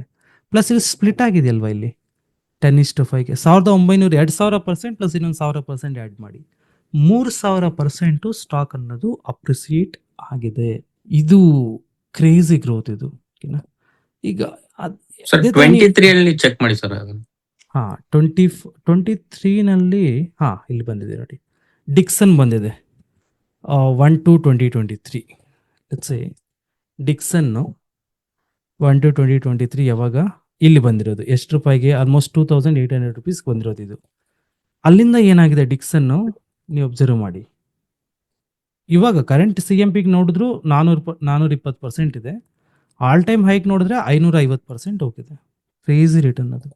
25 ಅಲ್ಲಿಂದ ಸ್ವಲ್ಪ ಕಡಿಮೆ ಆಗಿದೆ ಸರ್. 25 ಲಾಸ್ಟ್ 1 ಇಯರ್ ಇಂದ ಮಾರ್ಕೆಟ್ ಅದೇ. ನೆಗೆಟಿವ್ ಹೌದು ಕರೆಕ್ಟ್ ಸರ್. ಏನು ಇದು ಇಲ್ವೇ ಇಲ್ಲ. ನಾನೇನ್ ಹೇಳ್ದೆ ನಿಮ್ಗೆ 2025ರಿಂದ ಇದು ಪೋರ್ಟ್ಫೋಲಿಯೋ ಬಿಲ್ಡಿಂಗ್ ಟೈಮ್ ಇದು. ಗೊತ್ತಾಗ್ತಿದೆ ನಿಮ್ಗೆ? ಪೋರ್ಟ್ಫೋಲಿಯೋ ಬಿಲ್ಡಿಂಗ್ ಟೈಮ್ ಇದು. ಇಲ್ಲಿ ನಿಮ್ಗೆ ನೀವು ಈಗ ಪೋರ್ಟ್ಫೋಲಿಯೋ ಬಿಲ್ಡಿಂಗ್ ಅಲ್ಲಿ ಇದ್ದೀರಾ, ಎಂಜಾಯ್ ಅಲ್ಲಿ ಇಲ್ಲ ನೀವು. ಅರ್ಥ ಆಯ್ತಾ? ಕರೆಕ್ಟ್. 1/2/2023 ಲೆಟ್ಸ್ ಸೇ 1/2/2023 ನೀವು ನೋಡೋದಾದ್ರೆ ಗ್ಯಾಲಕ್ಸಿ ಸರ್ಫು ಇದು ಡೌನ್ ಅಲ್ಲಿದೆ ಆಕ್ಚುಲಿ 1/2/2023 ಇಂದ ರೈಟ್ ನ ಜಾಸ್ತಿ ಏನು ಲಾಸ್ ಇಲ್ಲ ನೋಡಿ. ಇಲ್ಲಿಂದ ನಾವು ಕಂಪೇರ್ ಮಾಡಿದ್ರೆ ಆಲ್ಮೋಸ್ಟ್ ಕರೆಂಟ್ ಮಂತ್ ಕಂಪೇರ್ ಮಾಡಿದ್ರೆ ಈಕ್ವಲ್ ಕಾಸ್ಟ್ ಟು ಕಾಸ್ಟ್ ಅಲ್ಲಿದೆ. ಒಂದು 30% ನಮಗೆ ಇದು ಡಿಸ್ಕೌಂಟ್ ಕೊಟ್ಟಿತ್ತು. Next Equitas bank 2024, Asian paint 2025. ಇಲ್ಲಿಂದ ನಾನೇನು ಹೇಳಿದೆ, 2024ರಲ್ಲಿ ಒಂದು ಟ್ರೇಡು ಬಂದಿಲ್ಲ. 2024 ಬಂದು ಒಂದು ಆಪರ್ಚುನಿಟಿ ಬಂದಿಲ್ಲ ಅಂದರೆ ಅರ್ಥ ಏನು? 2024 ಕಂಪ್ಲೀಟ್ ಇದು ಏನು ಎಕ್ಸ್ಟ್ರೀಮ್ಲಿ ಬುಲ್ಲಿಶ್ ಮಾರ್ಕೆಟು. ಅರ್ಥ ಆಗ್ತಿದೆ ನಿಮಗೆ? 2024 ಆ್ಯಂಡ್ 2025ಇಂದ ಶುರುವಾಗಿದೆ ನೋಡಿ. 2025ಇಂದ ಎಷ್ಟು ಬಂದಿದೆ? ಒಂದು ನಿಮಿಷ ಕ್ಯಾಲ್ಕುಲೇಟ್ ಮಾಡಿಬಿಡ್ತೀನಿ. 2025, 2026 ರೈಟ್ ನಾವು ಎಷ್ಟು ಕೊಟ್ಟಿದ್ದಾನೆ? ಟೋಟಲ್ 40 ಆಪರ್ಚುನಿಟೀಸ್ ಕೊಟ್ಟಿದ್ದಾನೆ. ಎಷ್ಟು? 40 ಆಪರ್ಚುನಿಟೀಸ್. ಸೊ ಈಗ RPG ಲೈಫ್ ಬಂದಿದೆ ಯಾವಾಗ? 2/3/2026 RPG ಲೈಫು ಈ ಇಯರ್ ಬಂದಿರೋದು 2/3/2026 ಅಲ್ಲಿ. ಯಾವುದು ಡೇಟು? 2/3 ಅಲ್ವಾ? ಇಲ್ಲಿ ಬಂದಿರೋದು ಎಲ್ಲಿ? ಇಲ್ಲಿ ಬಂದಿರೋದು 2/3 ಇದು. ಸೊ RPG ಲೈಫ್ ಬಂದಮೇಲೆ ಏನಾಗಿದೆ? ಅಲ್ಲಿಂದನೇ ಪ್ರೈಸು ಒಂದು ಹೈ ನೋಡಿದಾಗ ಒಂದು 67% ಹೋಗಿದೆ 4-5 ತಿಂಗಳಲ್ಲಿ. ಮತ್ತೆ ಈ ಕರೆಂಟ್ ಮಾರ್ಕೆಟ್ ಪ್ರೈಸ್ ನೋಡಿದಾಗ ಸಮ್ವೇರ್ ಅರೌಂಡ್ ಒಂದು 40% ಇರ್ಬೋದೇನೋ. ಎಷ್ಟಿದೆ? ಒಂದು 40% ಇದೆ, ಅಪ್ರಾಕ್ಸಿಮೇಟ್ಲಿ 40-43% ಇದೆ ಆ ಪ್ರೈಸಿಂದ. ಸೊ ಈ ಥರ ನಾನೇನು ಹೇಳ್ತೀನಿ ಅಂದರೆ, long term investment is one of the greatest thing. ಓಕೆನಾ? ನಾವೆಲ್ಲರೂ ಇದನ್ನ ಪ್ರಿಯಾರಿಟಿ ಕೊಟ್ಟು ಪಾರ್ಟಿಸಿಪೇಟ್ ಮಾಡಬೇಕಾಗಿರುವಂತಹ ಒಂದು ಕಾನ್ಸೆಪ್ಟ್ ಇದು. ಟ್ರೇಡಿಂಗ್ ಅನ್ನೋದು ಪ್ರಾಫಿಟ್ ಇರುತ್ತೆ, ಲಾಸ್ ಇರುತ್ತೆ, ಒಂದ್ಸರಿ ಮಾರ್ಕೆಟ್ ಅಗೇನೆಸ್ಟ್ ಇರುತ್ತೆ, ಒಂದ್ಸರಿ ಮಾರ್ಕೆಟ್ ಫೇವರ್ ಇರುತ್ತೆ, ಒಂದ್ಸರಿ ಸ್ಟ್ರಾಟಜಿ ತುಂಬ ಚೆನ್ನಾಗಿ ವರ್ಕ್ ಆಗುತ್ತೆ, ಒಂದ್ಸರಿ ಸ್ಟ್ರಾಟಜಿಸಲ್ಲಿ ಚಾಲೆಂಜಿಂಗ್ ಬರುತ್ತೆ. ಇದೆಲ್ಲ ಒಬ್ಬ ಟ್ರೇಡರ್ ಅಕ್ಸೆಪ್ಟ್ ಮಾಡಬೇಕಾಗಿರುವಂತಹ ರಿಯಾಲಿಟಿ. ಅದು ಲಾಂಗ್ ಟರ್ಮ್ ಹಂಗಲ್ಲ. ಲಾಂಗ್ ಟರ್ಮ್ ಇದು ನಾವು ಆ ಮೈಂಡ್ ಸೆಟ್ನ ಬಿಲ್ಡ್ ಮಾಡಿಕೊಂಡು ವೆಲ್ತ್ನ ಬಿಲ್ಡ್ ಮಾಡೋಕ್ಕೆ ಆ ಒಂದು ಮೈಂಡ್ ಸೆಟ್ನ ಇಟ್ಕೋಬೇಕಾಗತ್ತೆ. ಓಕೆನಾ? ಸೊ ಇದಿಷ್ಟು ಇವತ್ತಿನ ಸೆಷನ್ನು. ನಿಮ್ಗೆ ಏನೇ ಕೋರಿಸಿದ್ರು ದಯವಿಟ್ಟು ಕೇಳ್ಬೋದು. ಸ್ಟಾಕ್ ಸಿಗ್ಲಿ ಅಂತ ವೇಟ್ ಮಾಡ್ತಾ ಇದ್ದೀನಿ sir. Agri. Okay sir sir ಹೇಳಿ. ಸರ್ ಅದು ಡಿವಿಡೆಂಡ್ ಅಂತ ಬಂದಿದೆಯಲ್ಲ, ಎಲ್ಲ DDD ಅದು ಸೆಲೆಕ್ಟ್ ಆಟೋಮೆಟಿಕ್ ಬರುತ್ತಾ ಅಥವಾ ನಾವು ಮಾಡ್ಬೇಕು? ಇಲ್ಲ ಆಟೋಮೆಟಿಕ್ ಆ್ಯಡ್ ಆಗಿರುತ್ತೆ ಅದು. ಅಂದ್ರೆ ಡಿಪೆಂಡ್ಸ್ ಆನ್ ದ ಬ್ರೋಕರ್. ಓಕೆನಾ? ಸೊ ಇದು ಫೈರ್ಸೆಲ್ ಬೈ ಡಿಫಾಲ್ಟ್ ಇರುತ್ತೆ, ಆಟೋಮೆಟಿಕ್ ಆಗಿರುತ್ತೆ. ನೀವು ಅದನ್ನ ಸೆಟ್ ಮಾಡ್ಕೊಳ್ಳೋ ಅವಶ್ಯಕತೆ ಇಲ್ಲ. ಸರಿ, okay everyone. Okay, sir. Thank you. Good night, sir. Good night. Good night. Good night.